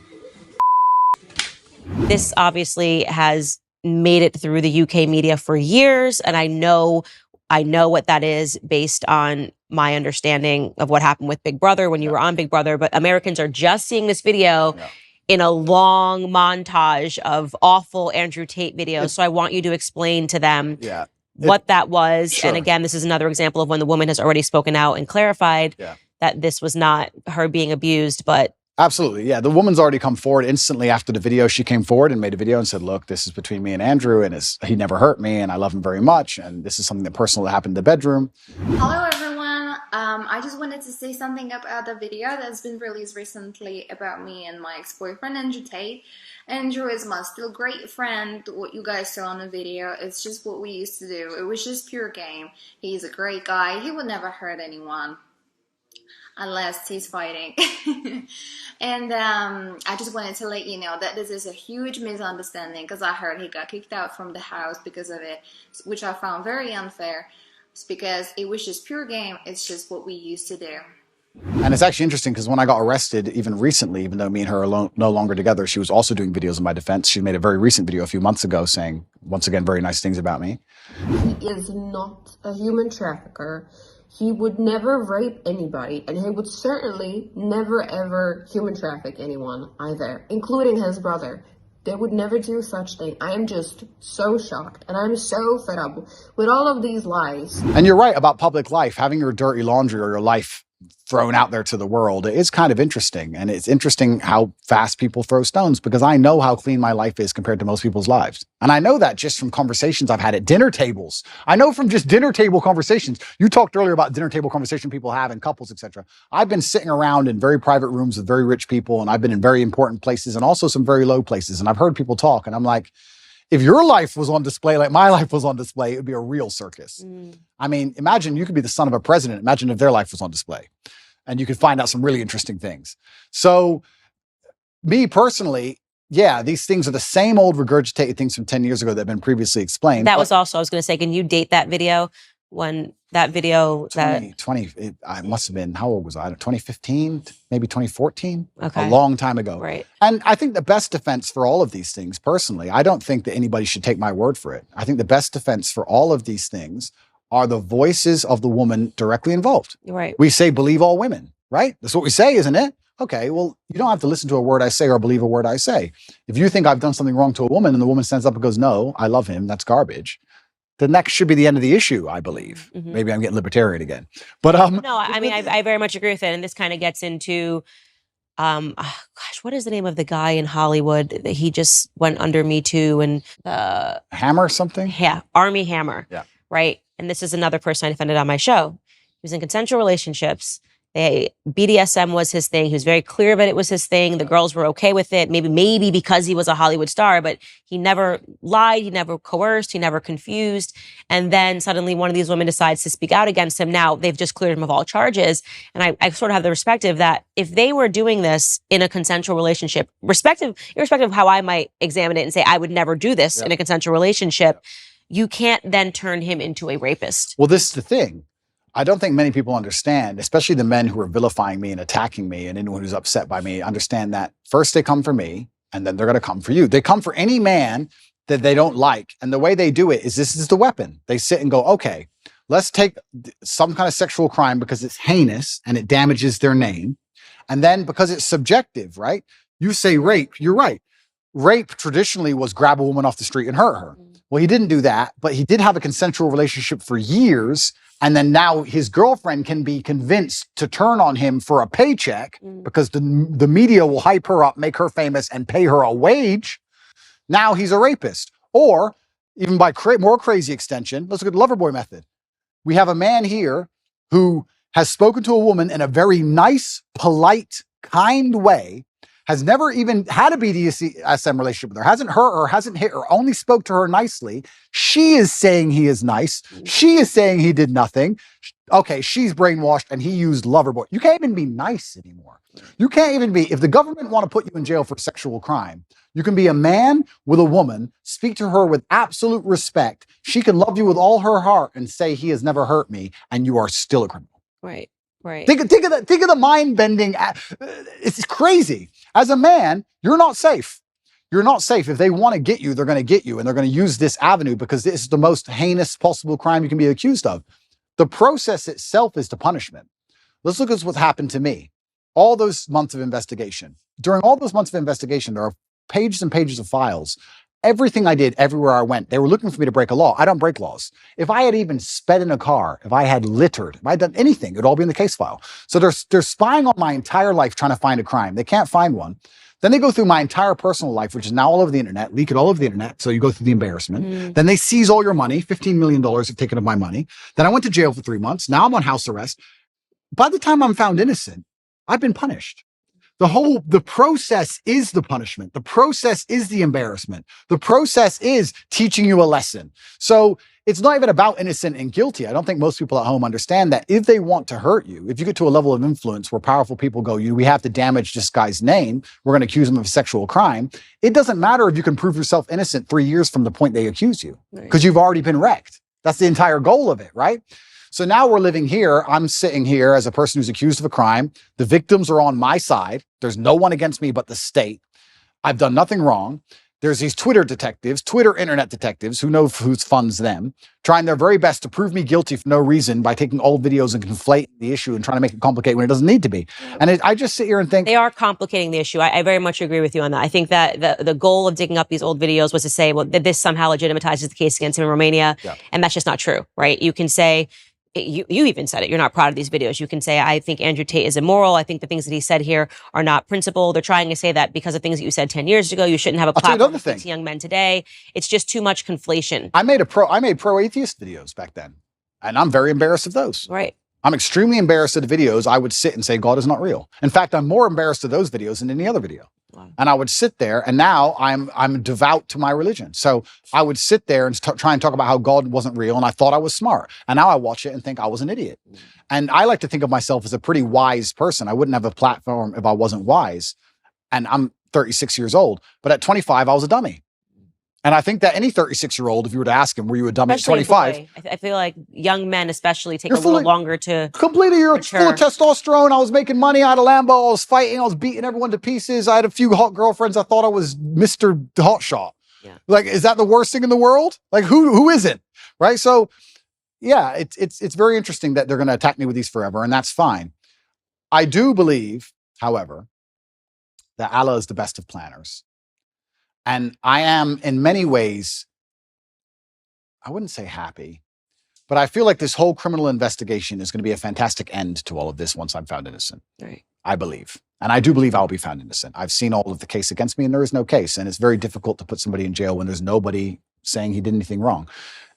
For people at home who are confused about my criminal case, just so they understand, I'll explain it one more time. 2 girls in April who visited Romania for 5 days, wanted money for shopping, didn't get it, accused us of kidnapping them. These are girls who have accused 7 other men of kidnapping/human trafficking. Romanian authorities turn up and within an hour said they weren't kidnapped. This is stupid, and threw it away. Then they picked up this case for some reason, by some recommendation later on down the line, come up with this whole lover boy garbage. The 2 girls, there's 4 girls in the case. 2 of the girls who were accused of, who I've supposedly lover boyed, are on my side. We have the 2 initial girls who said that they were kidnapped, who are on CCTV walking in and out the house as much as they want, and she's accused 7 other men of kidnapping. That's the case against me. So I have enough faith in justice that it's all going to be put away pretty quickly. But yeah, I wish those old videos didn't exist, but much more than those, I'm far more embarrassed about old videos I made that were anti-God. I feel genuinely bad about those, much worse than that. So it's just, but that's not what you're selling to kids today. Absolutely not. I'm doing the absolute opposite. Right. I'm trying to push children towards religion. Right. I'm trying to push kids towards God. And it's amazing that I'm being attacked with these videos and I'm embarrassed by them. That's fine. But I'm glad my atheistic videos didn't appear. I'd be far more embarrassed. I'd feel genuinely shameful to watch those. But, you know, we're human and we make mistakes, and all we can do is grow, like you said. Yeah. Trust me, I went through the conservative ringer too. Suddenly. What did they hit you with? All sorts of things. I mean, they hit me with an old anti-bullying company that I was trying to put together based on something that I lived through when I was in high school. And they tried to say essentially that I was trying to dox people. I still have to answer for a splash page for an anti-bullying company that I tried to create with the most goodness in my heart. And they still throw it at me. She's a fraud. This is not what she actually thinks. I mean, I have to answer the conspiracy. Some things are even crazy. That George's father is somehow related to the Rothschild. And I mean, it gets crazy. And the bigger your platform becomes, the more they dig into your history, and they'll dig into ex-boyfriends. I mean, it never goes away. But I I'm hardened to the process. I am who I am. I'm proud. I actually am proud of a lot of the things that I lived through, a lot of the mistakes that I've made, because it made me who I am today. It's interesting you say hardened to the process, because I think I am too. Because when I watch old content of mine or things I wish I didn't do or say, I will feel guilty, or I'll feel shameful, or I'll feel embarrassment because of me. I don't care what people think. I don't care if some conservative wants to watch a video and make a video. I don't care. It's about me and my own personal morals and my own personal morality and how it's evolved and how I feel about things I've done. It's all about me. It's internalized. I don't care what these people say externally, because I know that nobody is perfect. And I also stick by this, and I've said it many times, but I know it absolutely not to be true. Anybody who is attacking me, if they'd been under the level of forensic assault I've been under, would have far worse things out there in the public, I'm sure. Right. And I know that one of the charges against you is that you're materialistic. You're describing that as peacocking. And it's funny, when I see you with Lamborghinis or whatever, I don't know anything about cars, whatever the cars are, I always think of, I'm friends with a lot of UFC fighters. And one of the ones that I have great respect for is Colby Covington. And it's so funny because when I have my podcast, he's sort of this quiet guy, super respectful, just not at all what you're getting in the ring. And when we talked about that, he said, no one paid attention to my fights. And then suddenly I'm in Brazil. I think I'm about to get dropped. Then I start talking a bunch of trash. And suddenly he's got a huge audience behind him. And this is part of the men like the bragging. The men like the peacocking. And so I love it. And that's why I say, when I see some of these videos and I see conservatives assigning like real meaning to you saying stuff that is just so obviously content for young boys. It's the only way I can describe it. Like, this is just like a bunch of guys just being guys, and the girls just be like, this is so stupid. That's my reaction to it. It's so stupid, but why are we trying to assign real meaning to this? This is like guys, this is how guys have fun, the same way that girls sit around and talk about Real Housewives. Absolutely. It's bravado. It's girls are into, my husband cannot do like 5 seconds of hearing me and my girlfriends talk about things. He's like, I'm out.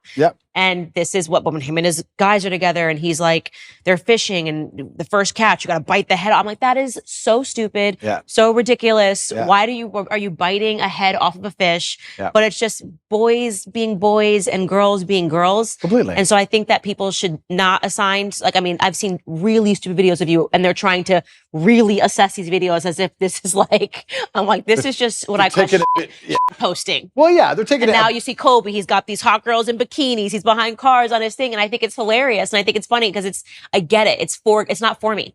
And that's not for me. And that's the thing, actually, which a lot of conservatives and the conservative movement don't understand, is that by attacking somebody for having a little bit of fun, or for being bravado, for having some bravado, or saying something audacious, or having a nice car, whatever. Bugatti, whatever. If you're going to attack people for that, you're just going to drive young boys away from your message. And you need the youth of a message for the message to exist and survive. If you're going to just be Mr. Boring and be upset by everything, then nobody's going to want to have any affiliation with it. I really do believe the reason liberals owned the culture for so long is because liberalism overall, it's not, because when you become spiritual, you understand that it destroys your soul, but it looks fun. It does look fun. It looks fun because there's no rules. And you can do a bunch of dumb stuff. You can take drugs, you can run around, go to orgies and watch porn and sleep with all these degenerate women, and they're all promiscuous, and it's a big party. It looks fun. And we talk about culture and how important it is to win the culture. Okay, well, then I come along and I'm largely conservative minded and I have this massive fan base, and then you're going to attack me and say, Andrew has a car and that's bad. Well, they're like, is that the fight you want? Is that how you're going to win this culture war? I very much separate myself from the conservatives that do that. I'm like, on my show, I'll show a clip and I'm like, I can't believe this is even being passed around as something that should be taken seriously. It's so stupid. It's so ridiculous. It's so obviously content for guys. This is what I imagine if my husband left to his own devices and he's around all of his lads in the UK. I mean, the stuff they talk about is just so stupid. But then he thinks the same thing about me when I'm with all of my girls. It's so stupid. And we do need to stop being so severe. Okay, it's materialism. Okay, I get what you're trying to say, but also this is just fun content for guys. But then let's also talk about the materialism thing, right? Because it's interesting to me that conservatives will sit and say, oh, materialism is bad or it's anti-Christian, etc. And I understand where there might be a point to argue there. But I tell you something, if you're completely and utterly broke, then you need the government to eat, then you're in a lot of trouble. We talk about the matrix and resisting the matrix. One of the tools to doing that is financial freedom. And that's just one of the baseline realities of it. I'm not saying you should sell your soul for money, absolutely not. But if you want to truly resist the matrix as a whole, you need to have money to do it. It's pretty hard to do when you're broke. Even me as a person, if I had no money, the current situation I'm in would absolutely and utterly destroy me. I would be completely and utterly wrecked. Like, how could I pay my bills? They've taken $15 million of my money. I'm locked in my house. So you need to have a degree of financial freedom. Otherwise, you're going to end up just doing what you have to do to eat. You look at these people in England. There was a video that recently was on Twitter. I felt really sad when I saw it. It was a workman taking down the British flag and putting up the pride flag. And someone shouted at him, "Hey, bro, you're removing the wrong flag." And he goes, "I know, mate, I know." You're taking the wrong flag down, mate. At least you know that. But he had to pay the bills. He has to feed his family. What can he do? He's a flag hanger. All he can do is hang the flags. If he doesn't do it, someone else will do it. He loses his job. So if you're completely and utterly reliant on a wage or you have no money, well, now you have a new tool of enslavement. COVID was all based around that. I just got to go to work. Just get the injection. I got to wear the mask. I got to fly. I got to work. It takes a lot of money to sit down and say, no, I'm too principled. That takes money to do. So it's also interesting that conservatives want to attack materialism. Okay, perhaps I didn't have to buy a fancy car. You can get upset about that if you like. But if you're not financially free, it's also pretty difficult to stand up and tell the truth. Even if you make a lot of money, if you're reliant on, let's say, a sports team for a contract, even if you make a lot of money, if you don't have enough saved, you can't tell the truth. Even if you're rich, they're all still complying and bending because they have a contract they're adhering to. It's difficult. So I don't think that if you had somebody who was trying to inspire the masculine youth of tomorrow to resist the slave mind, teaching them to be financially free would be a bad thing. I think it would actually be a good thing. I think men need it because they view it as aspirational and no one escapes it. I would definitely not describe my husband as materialistic at all. He likes cars. There's just something about cars that men like. Absolutely. My son, truck, car. It's psychotic. I mean, it's such a boy. Every time he sees a truck, a car, any car that looks cool, he's 2. Yeah. He's 2. So there is something ingrained in men that his first word was truck. You know, every time a garbage truck goes by anything, he's just like a school bus. Men like that for whatever boys like that, men like that. I don't think we need to overthink it. Yeah, absolutely. It's aspirational, but also if we're going to actually look at the meta point, I believe that teaching financial freedom, I think teaching financial freedom is one of the very important ways you teach people to resist the slave mind. I don't think you can resist the slave mind if you're completely and utterly broke on welfare or living paycheck to paycheck for a large corp, which is insistent on trying to install the slave programming inside of your head. I think it's very, very difficult. I actually think financial freedom is a key component to it. And I think that me standing up and showing a life that costs $50 million a year or something ridiculous, doing that on purpose and trying to inspire men to make as much money as possible is actually a very key component to the resistance to the slave mind. I don't think many people understand this because if you teach young men how to go out there and become rich as possible, it's very difficult they can do that without learning some degree of mental fortitude, without learning how to speak to people, without learning how to network, without learning how to be competent and disciplined and motivated and work hard. And then if they do all that, they have enough money so that when someone comes along and says, take this injection, they'll say, no, I don't want to take the injection. I'd rather miss the flight. So there is a key component of resistance which actually involves materialism. I'll argue that if I was exactly the same person with the same viewpoints, but I was completely and utterly flat broke, I wouldn't be able to make the same impact on the world. And I wouldn't be able to resist the programming the same because I need to eat food. So I'd actually counter argue any conservative who's complaining about my beautiful car collection of 42, not 42 nice cars, that having a lot of money is actually an important way to resist the matrix. I can only talk from personal experience, but the number of times, especially during COVID, for example, where I managed to not have to comply with any of the laws simply because I was loaded, I can't even name them on 10 hands.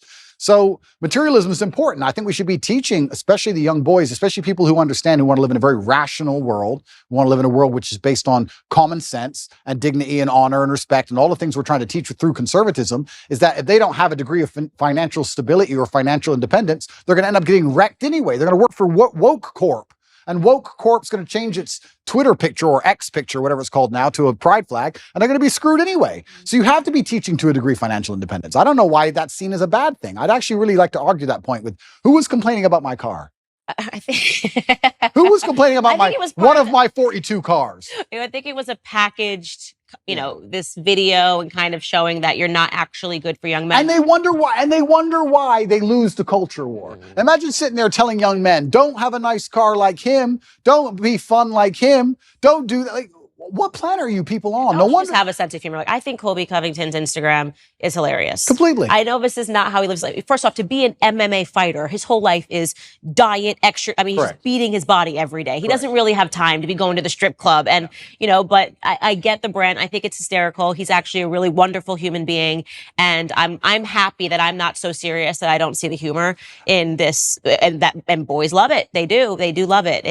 And I wonder if these people really don't see the humor or if they're just so desperate to find an attack vector That they're just I going to don't get know. That's a upset good by question. jokes. I think that's a good question. But I want to get to what your belief is in terms of when you start talking about the Matrix, because I will say, some of the people that have been going after you, Liz Wheeler obviously has been one of them. Liz Wheeler has been one of them. I think you blocked her. Ali Stuckey has talked a lot about it. I know these young women, they're not a part of the Matrix. Okay. I have a lot of disagreements with them. Stylistically, we have disagreements. Ali means what she says. Even if I disagree with her point, I know she means what she said. It's not an act for her. She's not trying to do anything. She says it because she believes it. I've known her for years. She's actually been very good to me when people were the guard of conservatism. Ali had me on her show. She had a platform for me. Liz genuinely believes everything that she's saying. I don't think she's a part of the Matrix, even if I think that there are some pieces of it, of your life and why people gravitate towards you, that she doesn't fully understand. And maybe she never will understand it. But they, to me, are not a part of the Matrix. Okay, so let's talk about what the Matrix is and what the Matrix isn't. Sure, let's talk about the Matrix. Before we do that, let's talk about this recent conservative attack.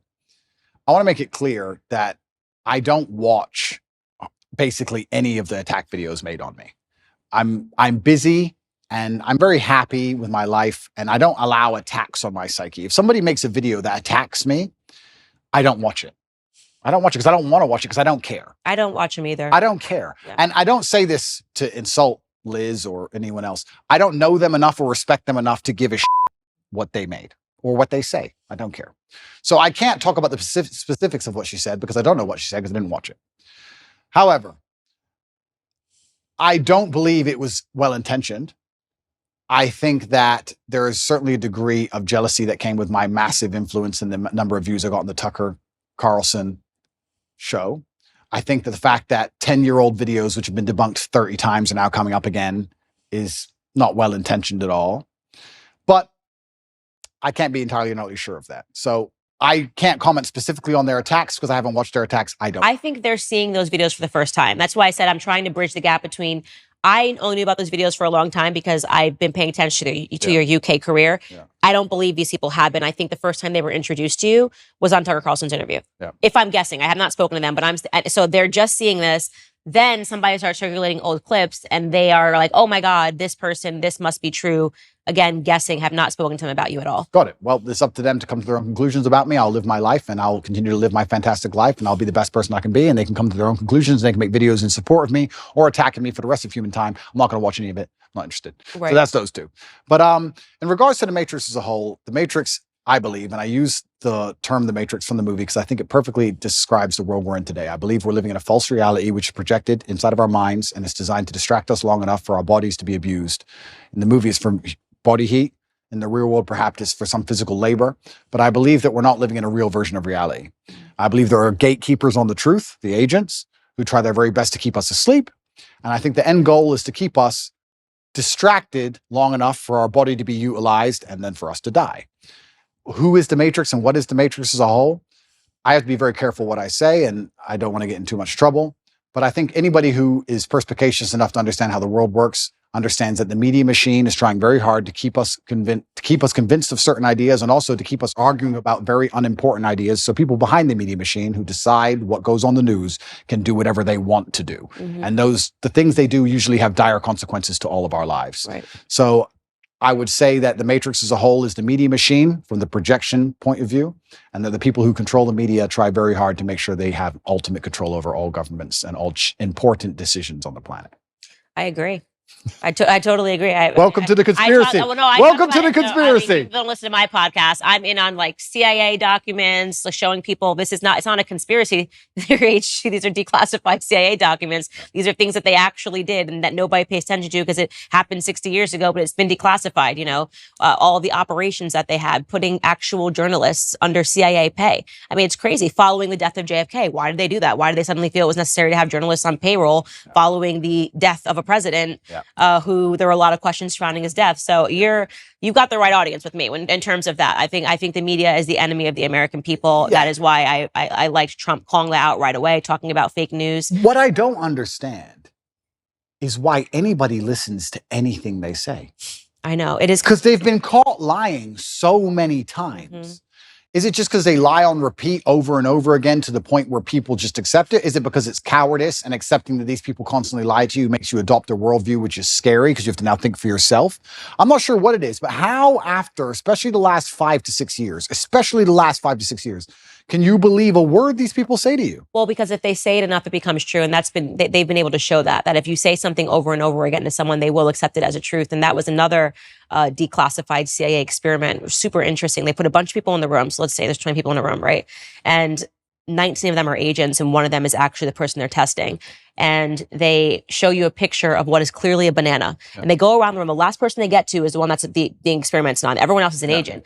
And they say, what is this? And the first person says, apple. Apple. It's clearly a banana. Yeah. By the time they get to that 19th person who is not an agent, that person just says, it's an apple, even though it's clearly a banana. They don't even believe their own eyes anymore because they're going, okay, well, if 18 people in this room have said that it's an apple, what do you see? An apple, apple, apple. Then they just say apple. So there's a lot of evidence. They do it because it works. And everything around us shows you it works. We're right now debating whether or not, children can pick their gender. How did we get here? This is something that you couldn't even fathom when we were in high school, that people would be saying like your little boy could be a little girl, but we're here today and actual adults are believing this information because it's been said enough times to whatever segment of the population that they're accepting it as true. So they do it because it's been effective.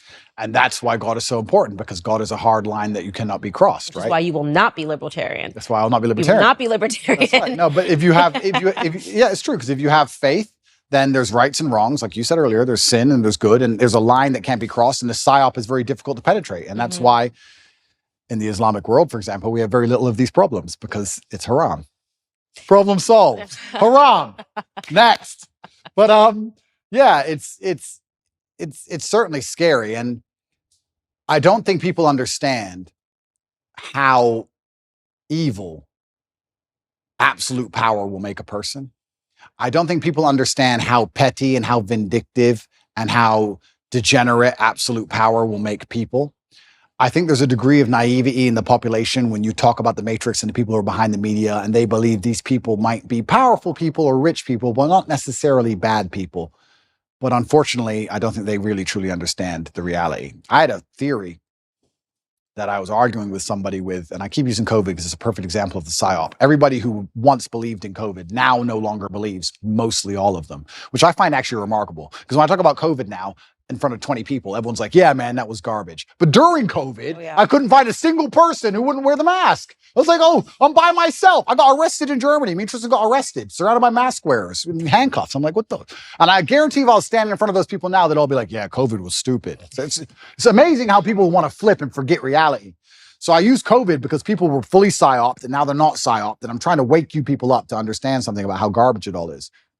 I'm trying my very best to make people understand that the people who make the news have no interest in you being informed. Why would they make the news and broadcast it to you everywhere for you, little Mr. Nobody, to understand how the world works?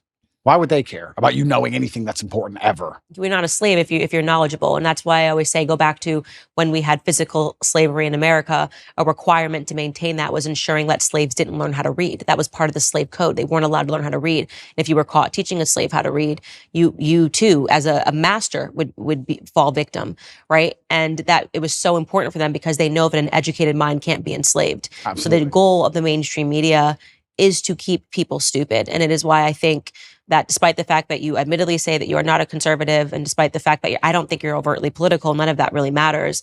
I think what matters now is what you will do with the platform that you have, completely. What impact you will have. Completely. And inspiring people to free think and to not believe all the slave programming which is told to them, and to not just follow lockstep with the lies that are given to them, I think in and of itself makes you a conservative, and to a degree makes you political. Unfortunately, now that's how the divide exists. If you're teaching people to think for themselves and be strong people of agency and self-respect, then you're going to be on one side of the political spectrum. And if you're teaching people to be the absolute opposite, you're going to be on the other side. And by extension, I guess I am political and I am conservative, just because I'm telling men to stand up and to be strong and to think for themselves. And that makes you resist the slave programming. And I like to believe that the conservatives themselves have resisted slave programming the most. But yeah, it's a scary world we're now living in, where things that I'm saying, which were basically completely accepted by the entire population 15 years ago, are enough to make me the most hated man in the world.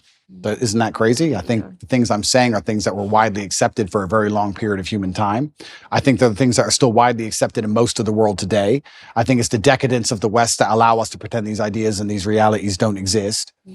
And I don't know how long we're going to last under this false reality. I don't know how long society can possibly function with the insanity that they're trying to purport on the population of the West. The fact that so many calories in the Western world, genuine calories from food and human time, is wasted discussing pronouns and trying to get somebody's pronouns correct in a sentence that they've made up, which change at random. Think of the absolute insanity of that. And how long can a society actually function with that degree of decadence and absolute asinine behavior? I don't know how long it can even function anymore. I think the West is in a lot of trouble. And it's almost like, especially certain talking points, and I find myself guilty of it as well. We talk about certain talking points which are pushed to the front. And I kind of feel like they are a mass distraction. They have to be, because they're so ridiculous.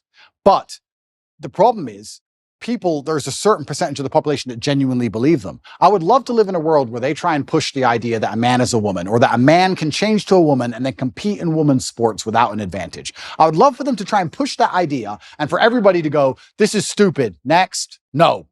But because some people believe, we have to now waste our time discussing and debunking the most obvious, hello, water is wet. We have to sit here and talk about the sky being blue for days and weeks and years almost at a time. Talk about the ultimate distraction tool by the Matrix, for them to sit there and go, you know what?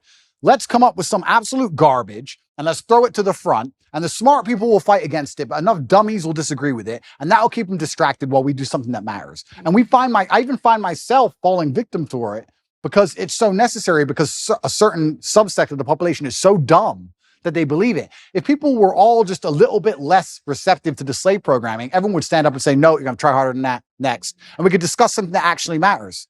And this is the point I was going to say earlier about COVID. So COVID, I think a lot of people do not understand how petty and vindictive power can genuinely make somebody. And I had an argument with a friend of my brother about 2 or 3 years ago during COVID, when you had to wear a mask when you went in the restaurant, and then you sat down, you took it off, and then you ate, and you put it back on to go to the toilet, and you took it off. And I said, I hope you understand there is someone somewhere, some billionaire on a yacht, who is doing this as a compliance exercise, as a joke. I know. As a joke. And he goes, why would you do all that just for a joke? Because if you're in charge of the entire world and you have unlimited money, what's going to make you happy? A Ferrari? You've had Ferraris your whole life. Boring. All that you care about is power, compliance. It's all funny to you. It's vindictive. It's petty. Why not? You're in charge. For the same reason, if you're in charge of a big company, you're like, I want you all in at 8:45 tomorrow. Why not? It's a power play. Ego, status, respect, all the things we were talking about earlier. These people are born into massive influence. Money doesn't make them feel powerful. They've never worked for anything in their lives. Now they have a little bit of control over you. They're going to make you do some dumb so they can laugh at you. I'm telling you, it was a joke. I say the same thing. I'm like, there's no way they're not just playing like Simon Says to see if they can actually make people abide by these things, and people keep actually abiding by them. There's no way that they're not sitting back laughing. It's a joke. They must be laughing, because it's so preposterous. And people don't understand that there are people in the world who have power, who are literally vindictive enough to just mess with the entire populace for a joke. Mm-hmm. And I don't think people understand, when you look at the Matrix as a whole, and you talk about the media machine and how it's trying to push these ideas on you, and the people behind it do not have any kind of genuine intention. Mm-hmm. Their intentions are absolutely and utterly selfish. They want to feel good and feel powerful no matter what it takes. Or they might have some sexual perversion. They want more transsexuals in the world, and then they decide to just create them. Who knows? They just want less men. Or less men. The only thing that can stand up to evil is strong men. So absolutely. So however they have to do it, whether they have to push homosexuality, whether they have to push people literally making themselves eunuchs by going into the doctor and saying, chop off my penis, I don't want it anymore. But if they have to make women believe that they can be men when we can't, it all becomes a joke, when there actually is a war. You realize we were never going to be able to fill that void. I think it is an attack on masculinity, which is why I do believe that raising up strong men is the number one requirement in society right now. Is this Darwinism, do you think? Well, is there a Darwinist? And that's a good question. Is it? I mean, and the reason is because I actually truly respect you, Candace. You're very smart. You're very smart. And often I sit on podcasts and I just talk. But I want to actually get some feedback. If you walk into a doctor and say, please, chop. I can't even say it. You know what I was saying? Get rid of it. Please. Affirm my mind. Please. I watched the Disney Channel. Please. Is this Darwinism? I do know. say in the end we win, right? Because they're not going to be able to procreate these ideas, so to speak, right? But that's why they need your children. That's what's so scary. That's why they're so intent on getting the kids. Because for any idea to exist in the future, you need the next generation. And also, children are the most susceptible. And it's kind of evil and scary that these people have a worldview which is so logically flawed, is so devoid of genuine rationale, that they have to go to the most susceptible subsect of the population to inject it. Which is why you should get married, because the guard against that is strong families. Is it? It is a nuclear family. It is a mom and a dad sitting around the dinner table saying, what did you learn at school today? It's mom guarding at home, going through their homework and seeing what they're learning and saying absolutely not. And it's dad going to work, building, and that nuclear family is the only guard against handing over your children to the government, which is why in the next 5 years, I just think you should get married. The only guard except Islam. Well, no. I don't have to worry about my children's homework. Thank you very much. It's all handled by God. And it's interesting you said that, though. It is a good point. And I think Matt Walsh actually said something about me having, I have children from a few different women. I don't like to give details on it. But so does Elon Musk. And I do think, although this may be elitist, I will state here that at a certain level of finance, it's not the same crime as it would be if I was a traditionally financed individual. I can afford 2 or 3 families, and I can afford to see them all, and I can afford to go to 3 countries in a single day on my jet if I need to. And I'm a very good father to all my children. I love them very much. And you're right. I completely agree with you. The nuclear family is the answer. My solution is not the solution for everyone, but the nuclear family is the answer. I agree with you. But Islam is also an answer. Well, I don't know enough about the Islamic faith to be able to counter you on that point, but I do think that having all your children around the dinner table, brother, sister, rivalry, this is beautiful. It's beautiful. Of course. I want that for you. Of course. It's beautiful as well. The Candace Owens podcast is supported by Grand Canyon University, an affordable private Christian university with a vibrant campus in beautiful Phoenix, Arizona, that's ranked top 20 in the country according to niche.com. GCU is a missional, Christ-centered university that strives to foster a culture of community, giving, and impact. GCU's goals is to help you develop into a servant leader who makes a difference through finding your purpose and fulfilling God's plan. With 330 academic programs and over 270 online as of June 2023, GCU integrates the free market system with a welcoming Christian worldview into your bachelor's, master's, or doctoral degree. And you'll have support from your own university counselor who takes a personalized approach in helping you achieve your goals. So find your purpose at Grand Canyon University. Private, Christian, affordable. Visit gcu.edu. Okay. But, sorry, I'm not, I have to, we talk about Darwinism. I'll ask you another question because I'm very interested. Do you think abortion is Darwinism?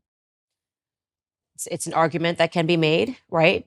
Killing off your own offspring, it means that you're not putting your offspring into But like these people with the sign, I killed 10 of my kids. Isn't that, I mean, it's evil, it's satanic, it shouldn't happen. I'm not saying that it's a good thing. I'm just asking, is there a Darwinistic element to all of this? That when I look at that the earth will be populated with conservatives because their ideas, I mean, my husband always says the left is a death cult. If you look at all of their ideas, they lead to death, right? You can't procreate. You're killing off your own offspring. Every single one of their ideas leads to death and destruction. It's unbelievable. So in the end, you'd have to have the perspective that conservatives win naturally because we're talking about if we own the culture. Yeah. But we don't. So what they're doing is they're using the culture to psyop enough young children who are not living a traditionalistic life, or like you're saying, or not having a strong family, nuclear family to keep them against the slave programming. And they're using them to create the new generation of death cultists to continue to keep humanity under attack. But I don't know. I really struggle. As a person, I try my very best to, my father had a saying, which I use, I allow manipulation to find out where my enemy wants me to go, and then I use my mind to break the trap and punish the perpetrator. And the reason he said that was because if you don't allow them to manipulate you, you don't know exactly where they want you to go. If they try to manipulate you and you absolutely not resist, you might end up taking another path towards the same destination. So you should allow them to manipulate you. Watch the slave programming, watch the propaganda, watch all of it, find out what you want them, what they want you to believe, and then you can use your mind to instantly break the trap. I did it in COVID. And when I first watched COVID, when I watched the Italian hospitals and people falling over in China, at the very, very beginning of it, I sat there and thought, what do they want me to believe? They want me to be scared of this disease. They want me to be afraid. No, I'm not going to be afraid. So if I'm not afraid, what's the answer? Well, the answer is to go to which country? Sweden's open. Nobody talks about the fact that Sweden was open the whole time, never closed ever. I mean, interesting, we're in nightclubs the entire time people were locked in their houses. Nobody talks about this. It's like no one mentions it anymore. But you have to use your mind to break the trap. And I feel like I've tried to allow my mind to be psyoped into this transgender stuff or this abortion stuff. And even I can't even pretend to buy into it. I can't see how you can reach that level of delusion. And that's where I say, maybe it must be Darwinism, because maybe even with all of my mental capacity, I can't even pretend to be stupid enough to want to go and chop my genitalia off to then imitate a woman, poorly imitate a woman for the rest of my human years. That literally sounds like a form of torture. That sounds like one of the worst existences ever. I feel sorry for anyone who's fallen for that, because they're never going to be what they want to be, ever. It's just like the worst possible existence. I just can't think of anything possibly worse. And I don't know, maybe there's a Darwinistic element to all of these things. If we can just control the culture and make sure that no future children are psyoped into the death cult, maybe it should all fall apart, because people who truly are that susceptible. Me and my brother have a joke in the house. There's flies and mosquitoes in the house sometimes. Every time one of us kills a fly, we say, you've improved the gene pool. Because the slow one got killed. The fast one, he doesn't get killed. So the fast one's going to be here forever. I'm going to think about that every time I kill a fly. Every time you kill a fly, you're helping them get quicker. If we didn't kill flies all these millions of years, they would never be so elusive. I don't know. Maybe there's a Darwinistic element. Maybe I'm just trying to feel better about this. Yeah, maybe they're so evil they've decided we're going to kill off all of the people that are stupid. I don't know. And then we'll be left with just strong, independent. But then they can't control the strong, independent people. So then you got a bit of a problem there. I've got another question for you. How polarized do you think the world is? Do you think there's 2 teams? Do you think the globalists control everything? Do you think there's 3 or 4 teams? What do you think about that? I think it's probably now divided into 2 teams. Yeah. Because now you have to find more in common. It's like, how crazy are you? We may have been divided into 4, 5, 6, but now it's like, do you believe that children should chop their off, right? Or yes or no. Circle yes or no. Yeah. Right? Yeah. That's where we're at, because you have to be so far deluded to believe this. And if you're just in some realm of sanity, we probably have enough in common that we should fight together, right? Just because like they're going after the kids now. It's like, and I think that is really where we got divided into 2 categories, where it's like you're either pro going after the children or you're against going after the children. And it's remarkable how many people are pro letting them go after the children. It's kind of scary, but that's where we're at. I think it's now pretty much 2 camps. It used to be more. I think so also. And then within you, obviously, there's little battles, and to me, they're meaningless. Yep. I think maybe I'm saying that because I'm a mom, and now so there's nothing more important to me than protecting children and worrying about what my children are going to face. I'm going to be the crazy mom when my kids are at school. I will be there every single day, looking over every assignment. Amazing. Leaning fully into the feminine role Amazing. Of like, yeah. So I do think now it's come down to 2 camps. It's crazy and not crazy. I wonder what the future of the world is, Candace. I feel like I know everything and I talk like I know everything, but I'm actually starting to think things are getting... Your dad might have had an idea. Yeah, I wish he was still around, but things are starting to get very, very strange. And yeah, and I guess also when we're talking about my libertarianism versus conservatism, I would never allow my child to be aborted, ever. I do think it's heinous and disgusting, but I will be honest with you. When I see people trying that hard to kill their kids, I'm kind of like, I'm not gonna lie. Maybe that's the libertarianism in me. Maybe, I don't know, but I'm just like, there's got to be a Darwinistic element to some of these things. I don't think they should happen. I would love to stop them all. I believe that all life is precious. I think it's heinous. I don't think that anyone should chop off any of their body parts either. But it does get to a point where it's just like, if you're that desperate to damage your own life and damage yourself, am I the person who's going to fight for you? I don't know. Well, these women are broken and they're brainwashed. And I like to think that if they hear the right message, something in the same way that I think a lot of broken men heard you say something and it woke something up inside of them. Very true. I think that they can land on my message and they can hear it and go, wait a second, that thing that was killed inside of me systematically from the school system and made me think that what it meant to be a woman was to be a whore, because that's kind of the message that's going out right now. 100%. To be a whore and hate children, which is the opposite of what it means to be a woman. Agreed. Then when they hear something and I talk about how aspirational family is and something is, or how much I love being a mother and then I think inside of them, something spiritual happens where they go, wait a second, I think that's actually what I am. Yep. I've been conditioned to believe I'm this, but actually this is what I am. So I'm more hopeful that the more that we have better pillars in society, that we have people speaking out on the opposite messaging that Hollywood is bringing, on the glory of being a woman, on the beautiful of the yin and the yang, on that submission in a marriage is not a bad thing, actually. It's a beautiful thing. I agree. And these messages have been perverted, that we make a difference. And I think we know we're winning. No, we are now winning. They want censorship. Now they want the people taken off the internet. Now they want this person to go down. And that they weren't doing that when they were winning. They didn't care. Everybody was allowed to have a platform when Obama was president. Completely true. We are winning. And I just think it's an unfortunate of the human condition that people don't really like to learn lessons the easy way. They have to learn them the very hard way. And it's very difficult for us to sometimes sit and tell people the truth, and they just don't want to learn it until it's too late. I like to think that these women who hold up these "I lost 10 babies, I killed 10 baby" signs will one day wake up and feel very sad about what they've done. And they will definitely. And it's possible. Right? And it's possible. And I think even time will show them, God will show them with time. I don't know how I'd talk someone out of the transgender argument. Like, how would you convince someone who is 100% certain they want to mutilate their body to not mutilate their body? That's a scary one to me, because their mind. And that's also one that you can't really undo, which I think is sad, which is why the suicide rates go up after transitioning, I think, is once you do it, you've committed. But I've sat down with a man that did that, had the full surgery. His name is Walt Heyer, and he's dedicated the rest of his life to waking up other. Well, that's the most noble thing you can do. Yeah. He's like, this is what I did. This is how I was convinced. This is how I was brainwashed. This is what happened to me. I was actually just molested when I was a kid, and I just wanted to get rid of my identity in any capacity. So I did the most extreme thing that I could possibly do. I platformed those individuals, and I think that he runs a not-for-profit now, which, Sex Change Regret. There's many people that are like him out there. And yeah, it's going to take God, it's going to take spiritualism, and it's going to take repurposing your entire life after you do something that extreme. Hopefully, just us having this conversation prevents people from making those sorts of very serious decisions. And, but this is why YouTube will try to censor this conversation. Right? I mean, that's the whole point. Is my face is on it, you're in trouble. So I'm going to ask you a few more questions if you don't mind. My face is troubled too, I would just like to state. Yeah, of course it is. Why do you think marriage has reduced in the Western world? Why do you think less people are getting married than before? Conditioning.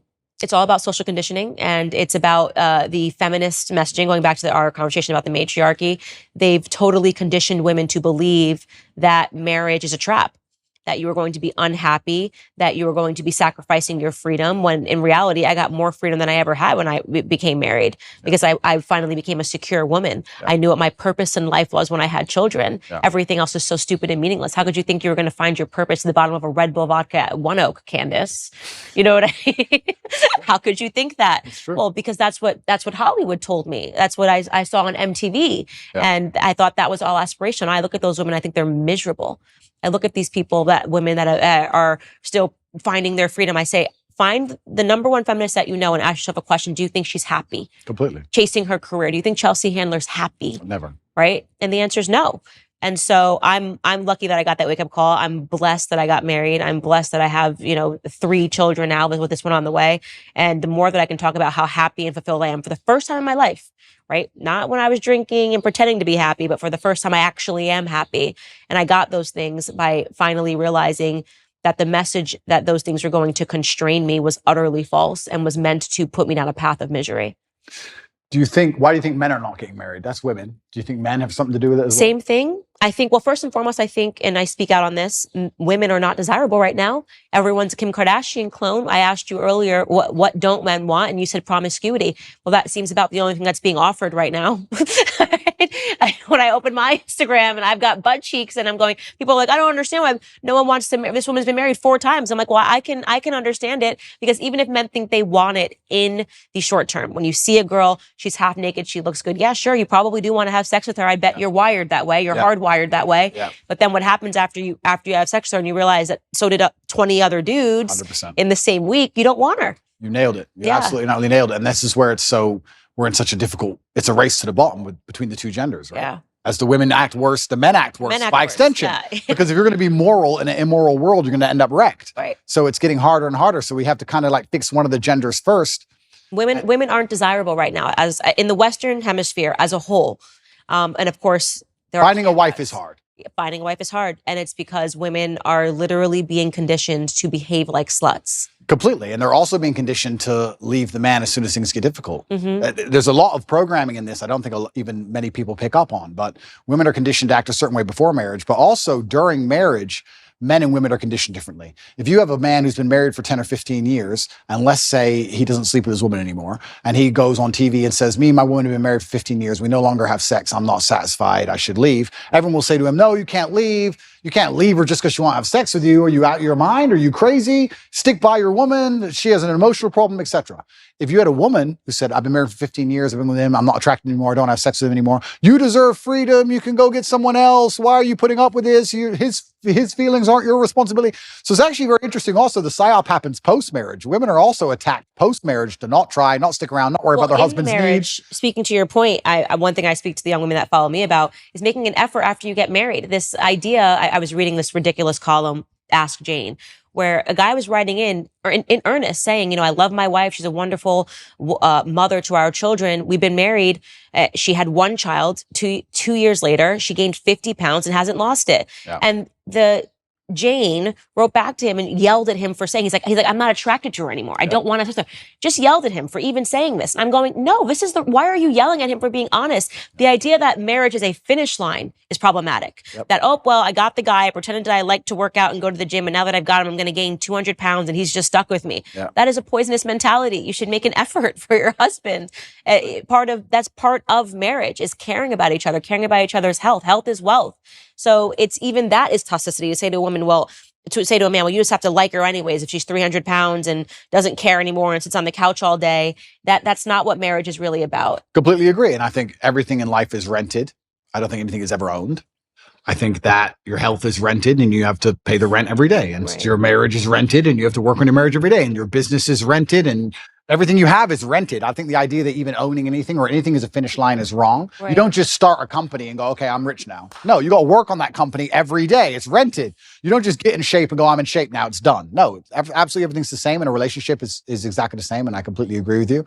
I think that the breakdown of the nuclear family and the breakdown of marriage in the West is actually one of the ills and one of the big problems with it. I am not married myself, so I'm not being completely, I don't want to come across as hypocritical, but I do think that is actually a fast way to a degree to solve a lot of problems in society. I do think, though, in the current setup of society, I think the reason a lot of men are also rejecting marriage is, one, because there's not many wives to find, but two, I think a lot of men find themselves very unhappy in marriage because the women have no interest at all in satisfying them, like you said, or no interest at all in their needs, and they end up scared of divorcing her because they're going to be bankrupt in a marriage where they don't feel respected.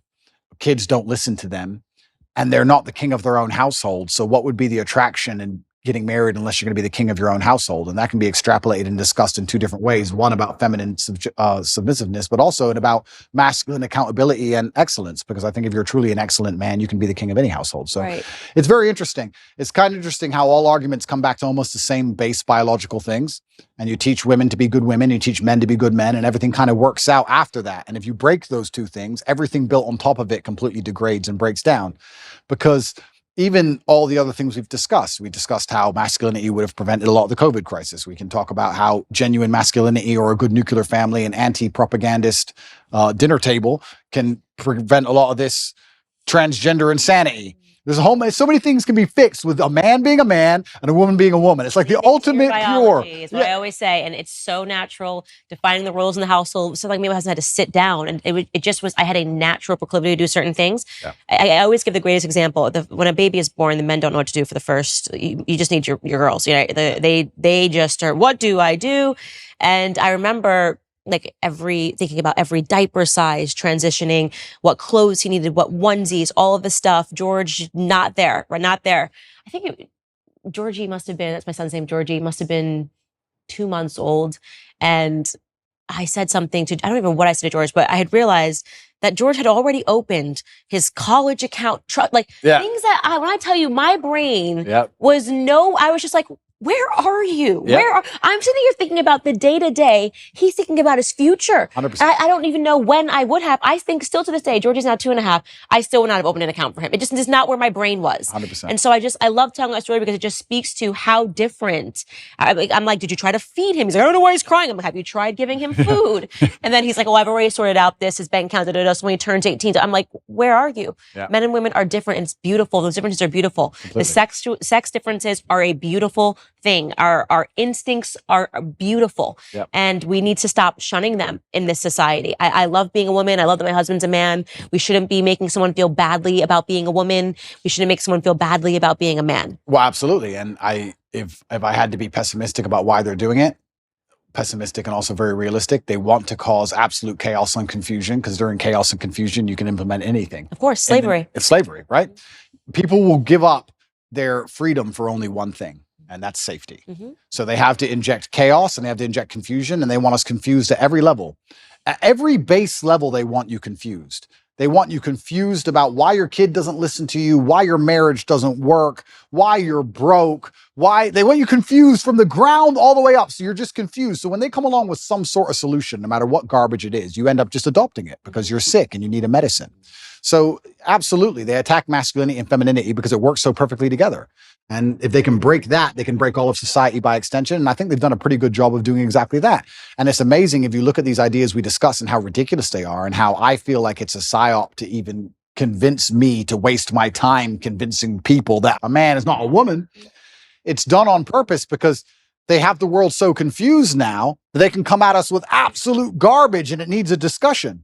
If we had the basis of masculinity and femininity in the household, how much harder would the transgender argument be to implement?